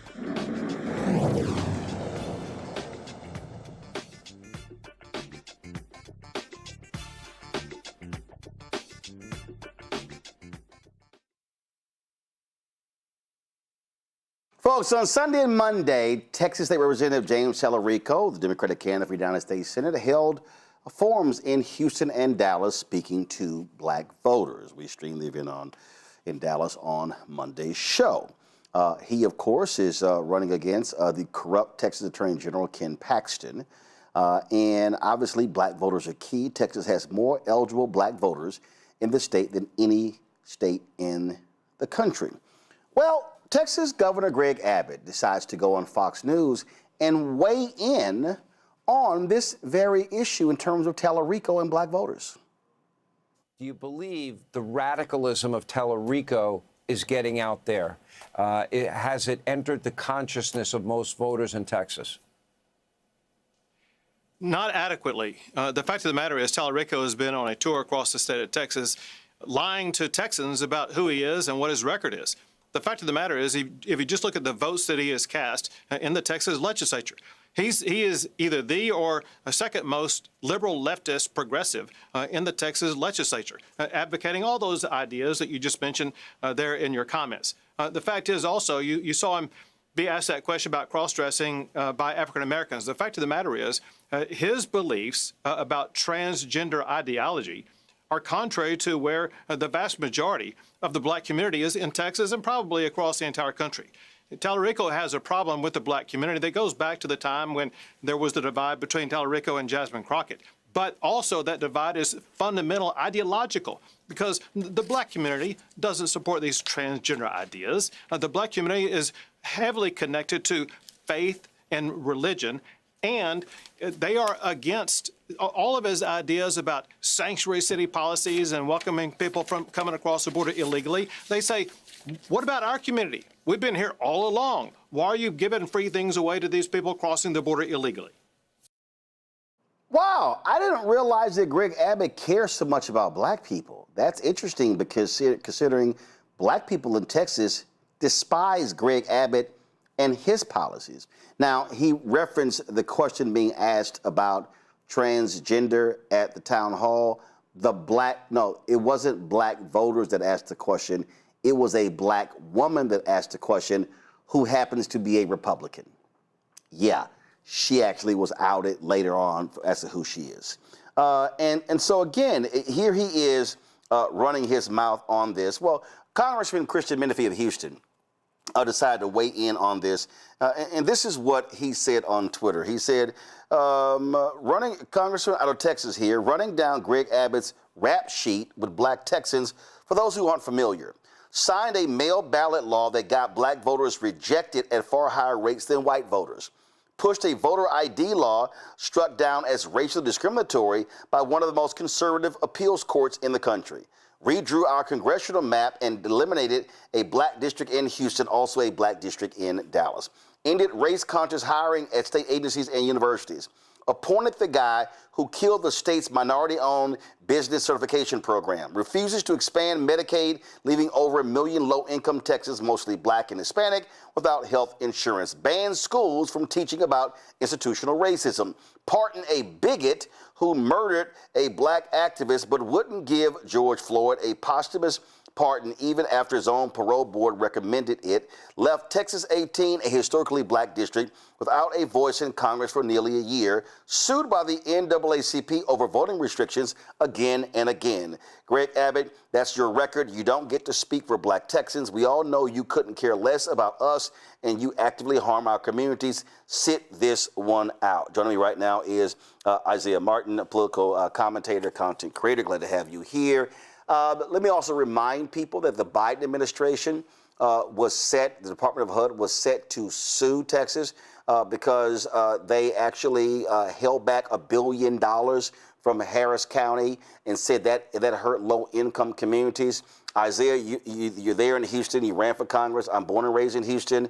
Greg Abbott, who also was pissed off with a black mayor in Houston and Sylvester Turner, a Hispanic woman county judge, Lena Hidalgo, and so they purposely targeted Harris County, withheld resources, and those sort of different things. So Greg Abbott don't give a damn about black Texans. Absolutely not. And I just think that it's absolutely hilarious for him to position himself as any type of authority on this issue whatsoever, because everywhere I go, black Texans and just Texans in general, whenever I visit Houston, say that they're sick of these price increases as a result of the tariffs that Trump has put on everything. They're sick of the fact that we're fighting a dumb war because Trump went and got us into it. Now, ultimately, Greg Abbott has his hand in all of these things because he's supported candidates that are rubber stamps on all of these policies and has been absolutely a disaster. So, look, I think that Texans across of all sides of the spectrum see that Greg Abbott is certainly not one to be able to comment on any of that stuff because he's supported people that have made this economy worse, and he himself is pushing policies that makes this economy a lot worse for everybody. Greg Abbott also supported a corrupt attorney general who his own Republicans wanted to impeach. That's right. I mean, you know how bad you got to be to get impeached by your own party in Texas? I mean, Texas has some of the most extreme Republicans known to man, and if they are trying to impeach someone like Ken Paxton, I think that speaks a lot about what kind of person he is.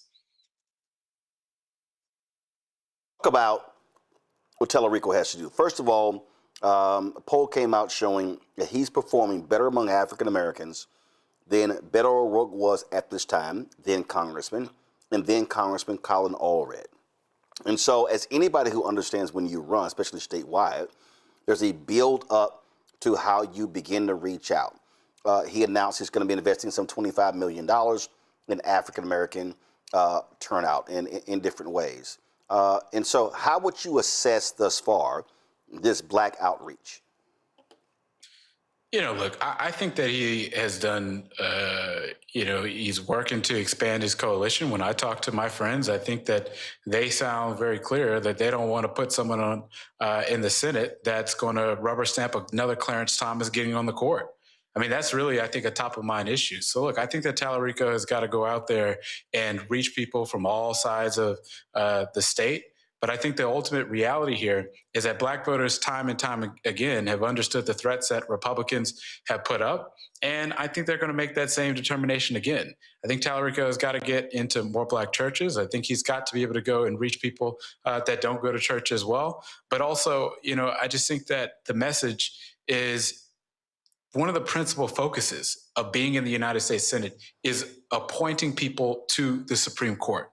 If someone like Ken Paxton gets in there, he will put another Clarence Thomas on the court. And what does that mean? More rollbacks of the protections that have prevented a lot of the cancer, the pollution inside of our neighborhoods. It's going to result in someone who's going to rubber stamp in all these tariffs that goes forward. That is a principal focus. And I know that Tellerico will vote against any of these judges that someone like Trump puts up there moving forward. Well, what's also more hilarious, here's Abbott talking about where Tellerico is in black Texans, and Ken Paxton, his entire agenda has been putting a bullseye on black people. Ken Paxton has not been a friend to black Texans, and if he's in the United States Senate, he damn sure is not going to support civil rights. He's not going to support expansion of opportunities for black businesses. And we can go down the line on things that he will not be supporting at all. That's right.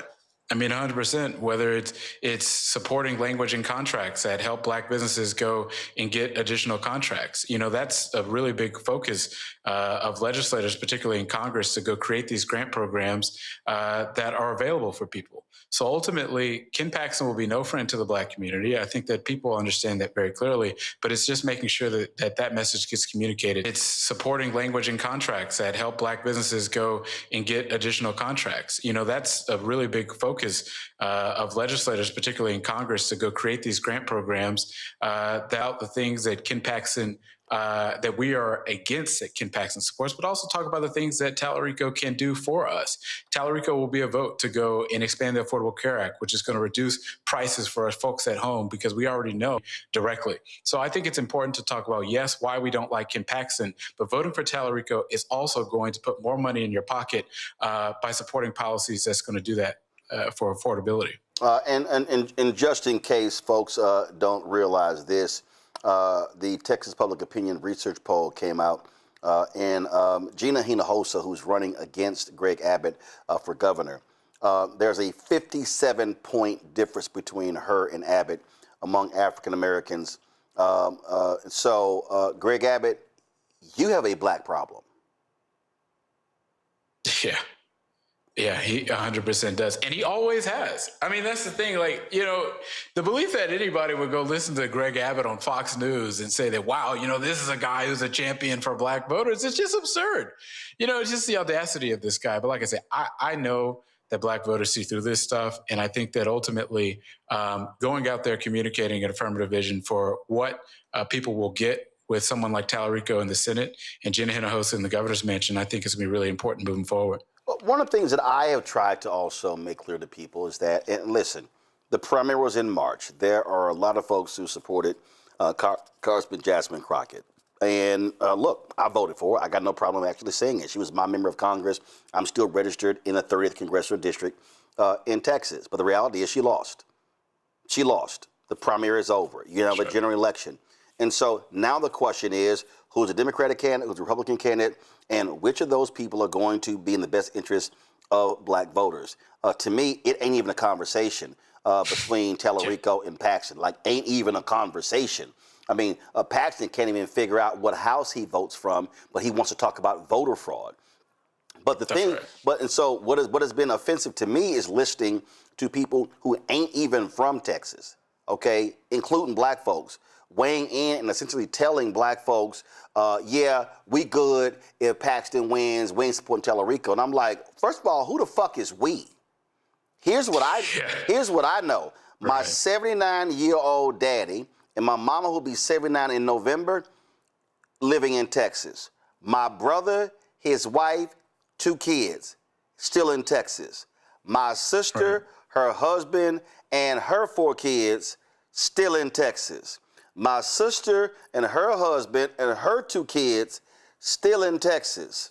Of my 13 nieces and nephews, 12 of them are still in Texas. So I need people who are not from Texas to frankly shut the fuck up when talking about these races, because it is you can bring in Gaza, you can bring in Israel, you can bring in financial, you can foreign aid, you can bring what's happening in Iran, you can bring in all these things. But as a 57-year-old native Texan, I see what the hell is going on in my home state, and damn Ken Paxton being my next United States Senator. I know that's right.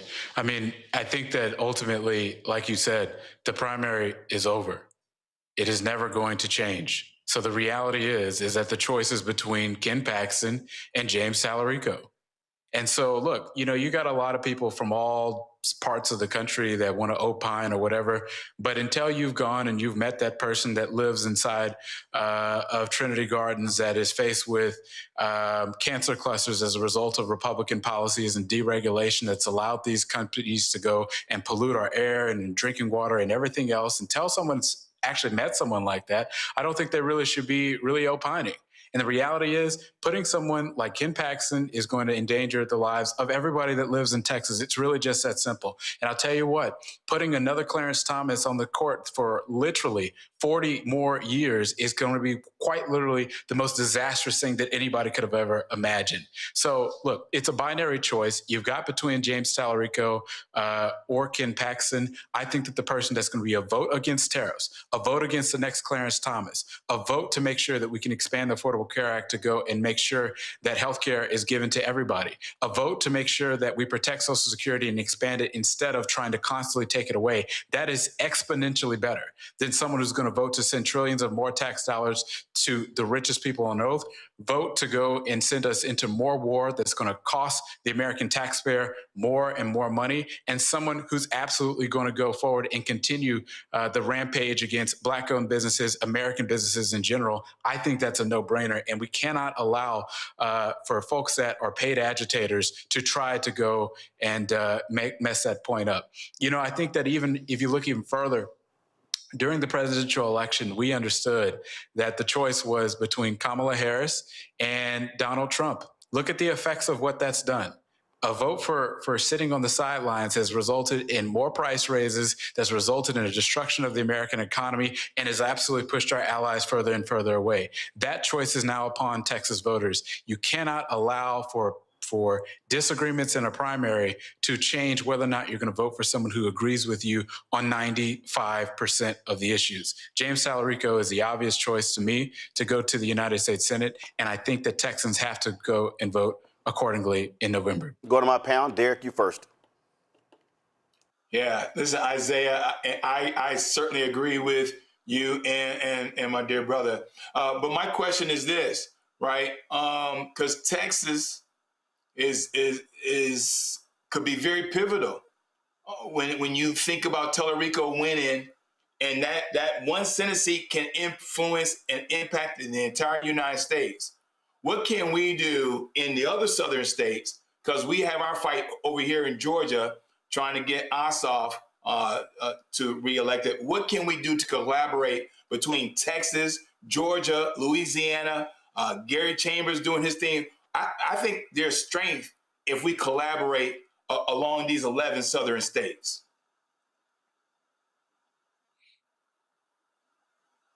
Yeah, you know, I absolutely agree with that. I think that, you know, they've got, John Ossoff has been a great senator in Georgia. You know, Jamie Davis is running for the United States Senate in Louisiana. I think that there has to be support there. And I think there also has to be support for Tallarico. I think there has to be a slate, because we have to understand that all three of these candidates have something in common. They are against the tariffs that are raising prices for Americans. They are against what's being done to get rid of the ACA subsidies that's making you at home pay more for things. So understanding that if you like Ossoff, well, you're also going to like Jamie Davis. You're also going to like James Tallarico, because they support policies that's going to put more money in your pocket. I think we have to communicate that to folks far and wide. Rebecca.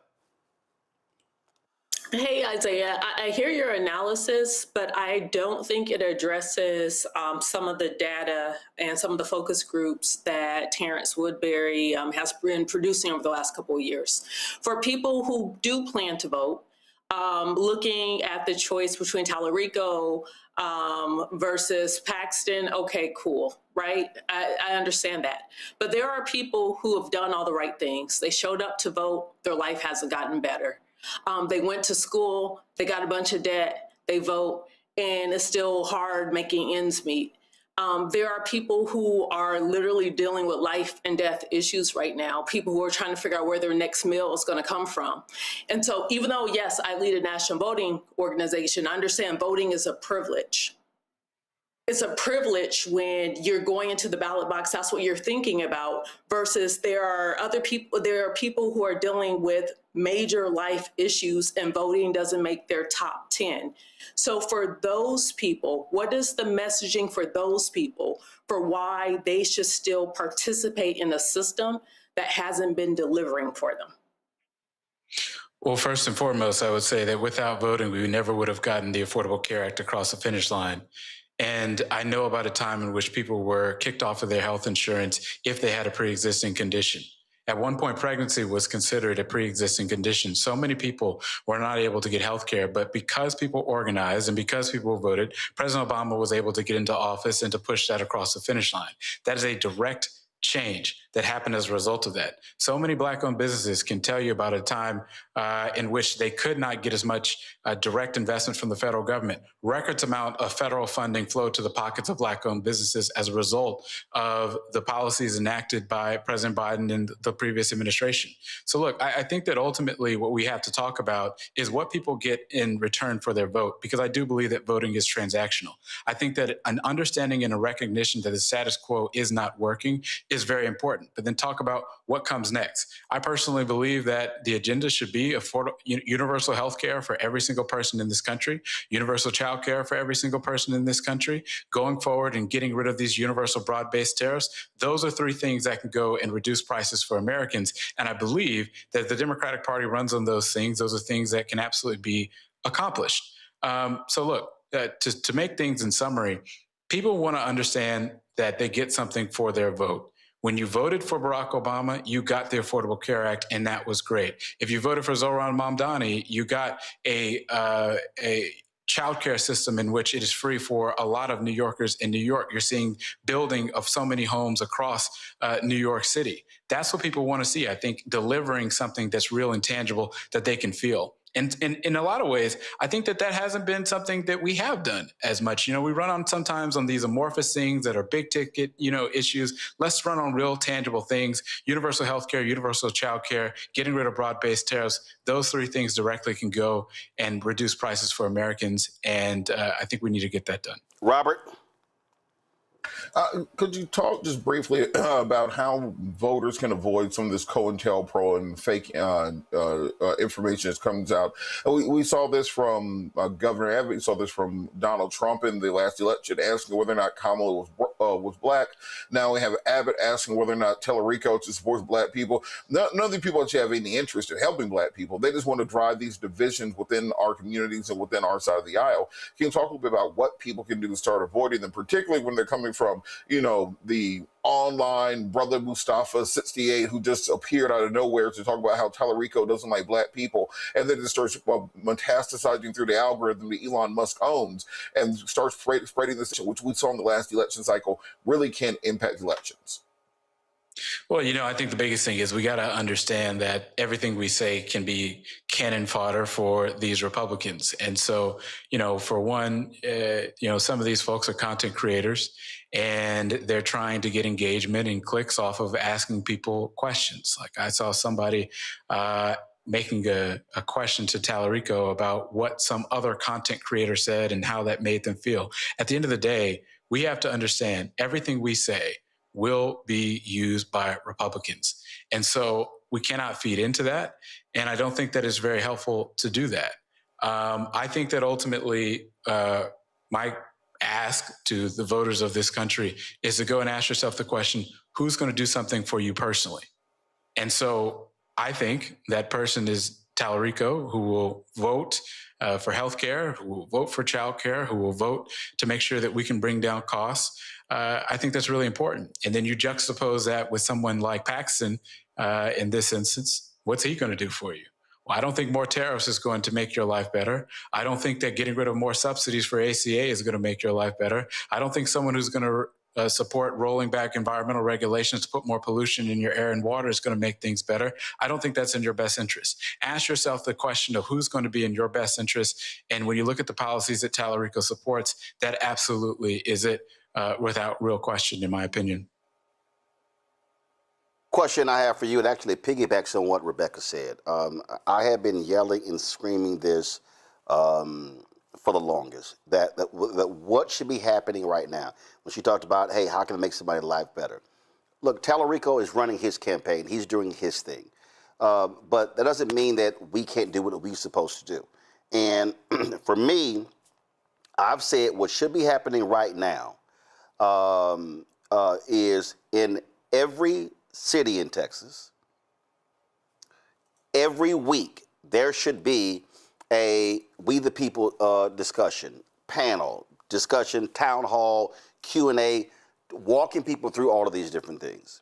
they should be live streamed. We should be kicking those things out, primarily because a lot of people just simply don't know what is happening. They don't understand. They're not connecting the dots. And I think the mistake is when we have events and rallies and we say, need you to vote. Well, I can't get you to vote unless you're registered. And I can't get you registered until I walk you through why you need to be registered, why you need to vote. And so that, to me, is what really should be happening as well. And so it should be multiple events. Churches and community groups should be doing this, teaching people, having teach-ins and real discussions that are connecting those dots. Your thoughts on that? I think you're 100% right. I just saw a friend of mine, State Representative Jolanda Jones, just did a really big town hall in Houston, in which she invited a lot of people to go forward and learn about what's going on and what's happening. I think that there has to be a variety of different events. I don't think that everything will be able to be done by just Tallarico. It's going to have to be done by other political figures. And also, with our own individual selves. Talk to your friends and family about the importance of voting and why it is. If you do see someone repost something that is disinformation that you know is not true, go and talk to those people and debunk that. This is going to have to be a team effort, because at the end of the day, we all share the understanding that the Republicans cannot win. Now, if we disagree with some of the ways that Tallarico might be campaigning or whatever, take matters into your own hands. Say, what do I need to go do to go and correct the record and to go and spread the words to people? I know that I am doing everything I possibly can, even though I don't live in Texas anymore, to go and spread the word to my friends that are still living in Texas about why it's important to go vote.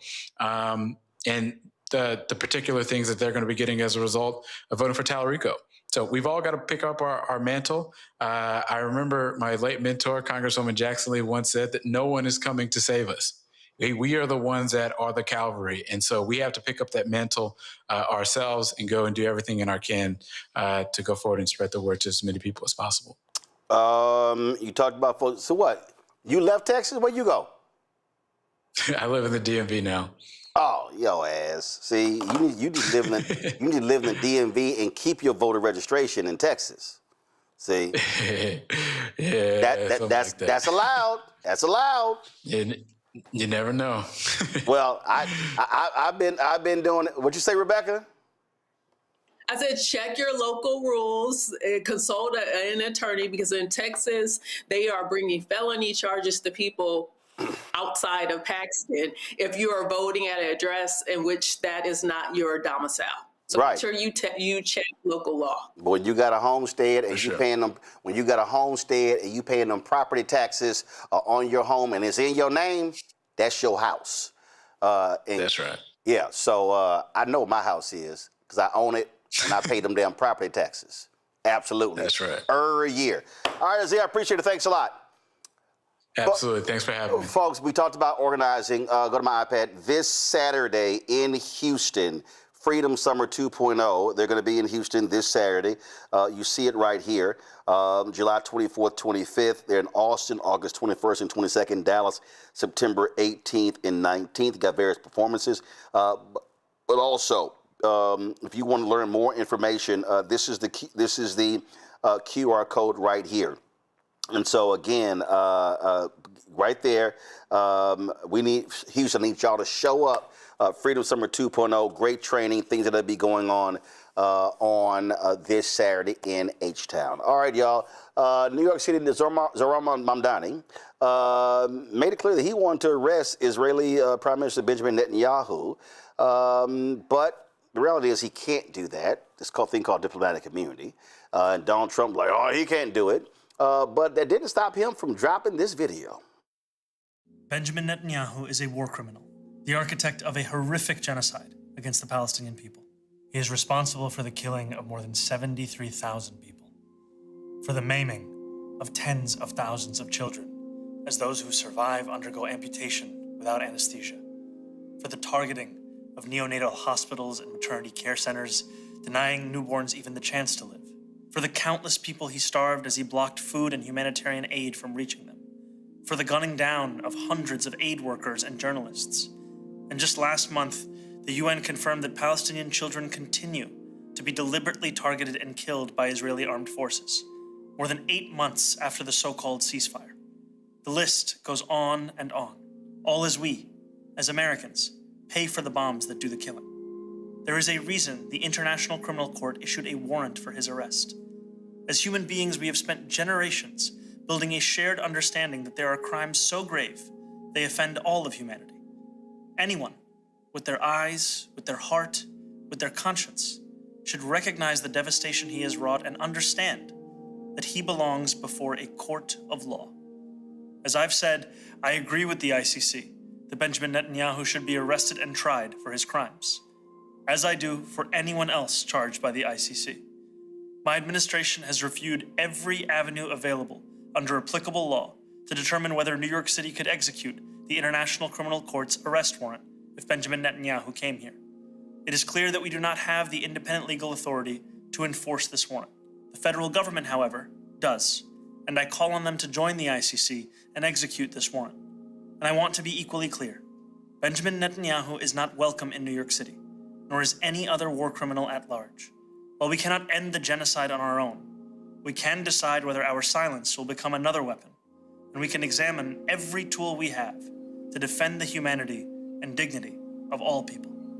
That is my commitment to you. You know, it's always quite interesting, Rebecca, United States, we want to execute the rule of law. We will actually go into Venezuela and kidnap its president and drag him back here out of his country to execute an indictment in this country. But then we don't care about the ICC when they rule against us or our friends. Well, it sounds like the United States is committed to exercising and protecting the white supremacist rule of law here. Because here's the bottom line. We know Netanyahu is a war criminal. We know what's happening in Israel, in Gaza, is genocide. That is clear. That's what history is going to show. That is what the present is showing, and is very clear now. You know what? I think in the previous segment, I talked about how do you convince people to vote, even if voting is on their top 10 things to do. Being a moral leader, the way we see the mayor of New York being at this moment, is a reason to support him. It's a reason why people who may not be actively involved in our political system say, hey, you know what, that's a leader. That's somebody who's actually trying to do the right thing. That's someone who's actually trying to make people's lives better. And then we see the policy that he's doing. He's doing a lot of pro-Black policy, a lot of policy that doesn't just help Black communities, but it helps all communities. Because we know when you do pro-Black policies, as a matter of public policy, it actually helps everybody. And so that is the future. If we want to get Gen Z, if we want to get Gen Alpha, that's what it looks like. It is unfortunate that there are members of his own party who don't support him, but that is the future. That's the reason why you see certain candidates like looking at the Senate race in Michigan. It's the reason why you're seeing people gravitate towards those types of candidates, those types of leaders, and they want them to be their elected leader because they're showing moral clarity in this moment, and they're not doing this equivocation. They're not playing politics, but instead they're actually trying to deliver for people. And what also I think jumps out here, Robert, is that Mamdani is not buckling from the pressure. His whole deal is, oh, y'all mad? Suck it.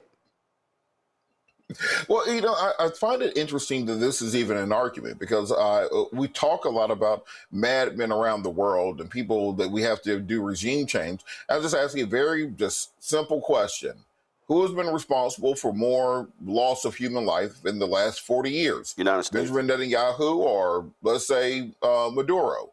Benjamin Netanyahu or, Gaddafi? Benjamin Netanyahu? You can go down the list. If you just go number by number, he has been perhaps one of the top 5 or 10 people that has led in the deaths of human beings over the course of his time in power over the last 40 years.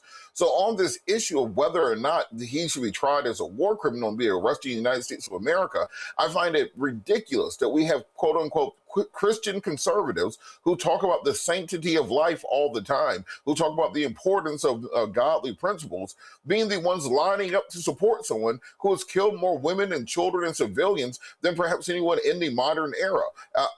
What Mamdani is doing should not be a hero's journey. This should be the baseline for what we do in America. Because if you can't stand up to Benjamin Netanyahu, how can we expect you to stand up to Vladimir Putin? How can we expect you to stand up to Kim Jong-un or to Xi Jinping? How exactly can we expect you to do anything outside of your enlightened self-interest if you won't stand with the Netanyahu? Derek? You know, the timing of this video is perfect, Roland. I mean, you think about it. I mean, all of his candidates that he endorsed up in New York, they all won. Those other candidates in other primaries across the United States, over in Colorado, that's following him, they won. I mean, the young lady, she was 29 years of age. She beat someone that's been in Congress for 30 years, right? These are the kind of leaders that we're looking for right now. The mayor is very clear. He's saying at a time when over 100 Democrats voted to support a bill to give Israel more money. Meanwhile, we need our children, 644,000 of our children in Georgia need SNAP benefits. We have those veterans that are looking for care. And so Mamdani is saying, we no longer want the status quo. We're challenging the Democratic establishment. We're saying that although I know I can't do this, as he articulated in his video, he said, I'm gonna put this video out there so that way you all who should be doing something in Washington, D.C., y'all should be doing this. And that's gonna force that 18 to 35-year-old group more pressure to the 435, especially Democrats up in Washington, D.C. Folks, and remember, and don't forget, you can tune in tomorrow where Mayor Mamdani will be right here on Roland Martin Unfiltered on the Black Star Network. All right, folks, that is it for us today. Let me thank my panel. I appreciate it. Rebecca, Robert, and Derek, thanks for joining us so much. All right, folks, that is it for us. If you want to support the work that we do me a favor. Actually, before we go, just here, Harriet Tubman Museum, go to my iPad.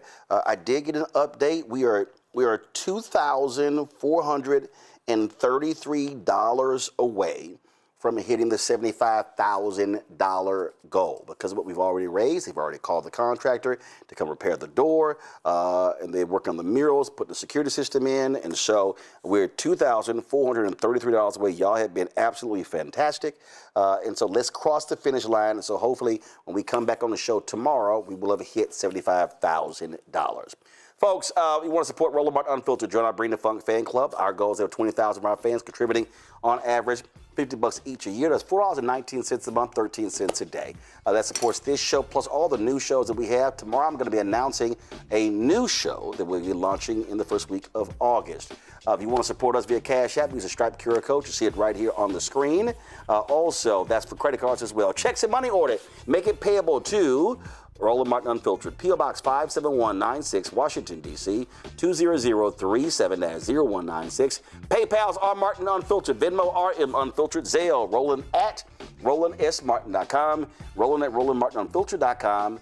Download the Black Star Network app, Apple phone, Android phone, Apple TV, Android TV, Roku, Amazon Fire TV, Samsung Smart TV, and Roku.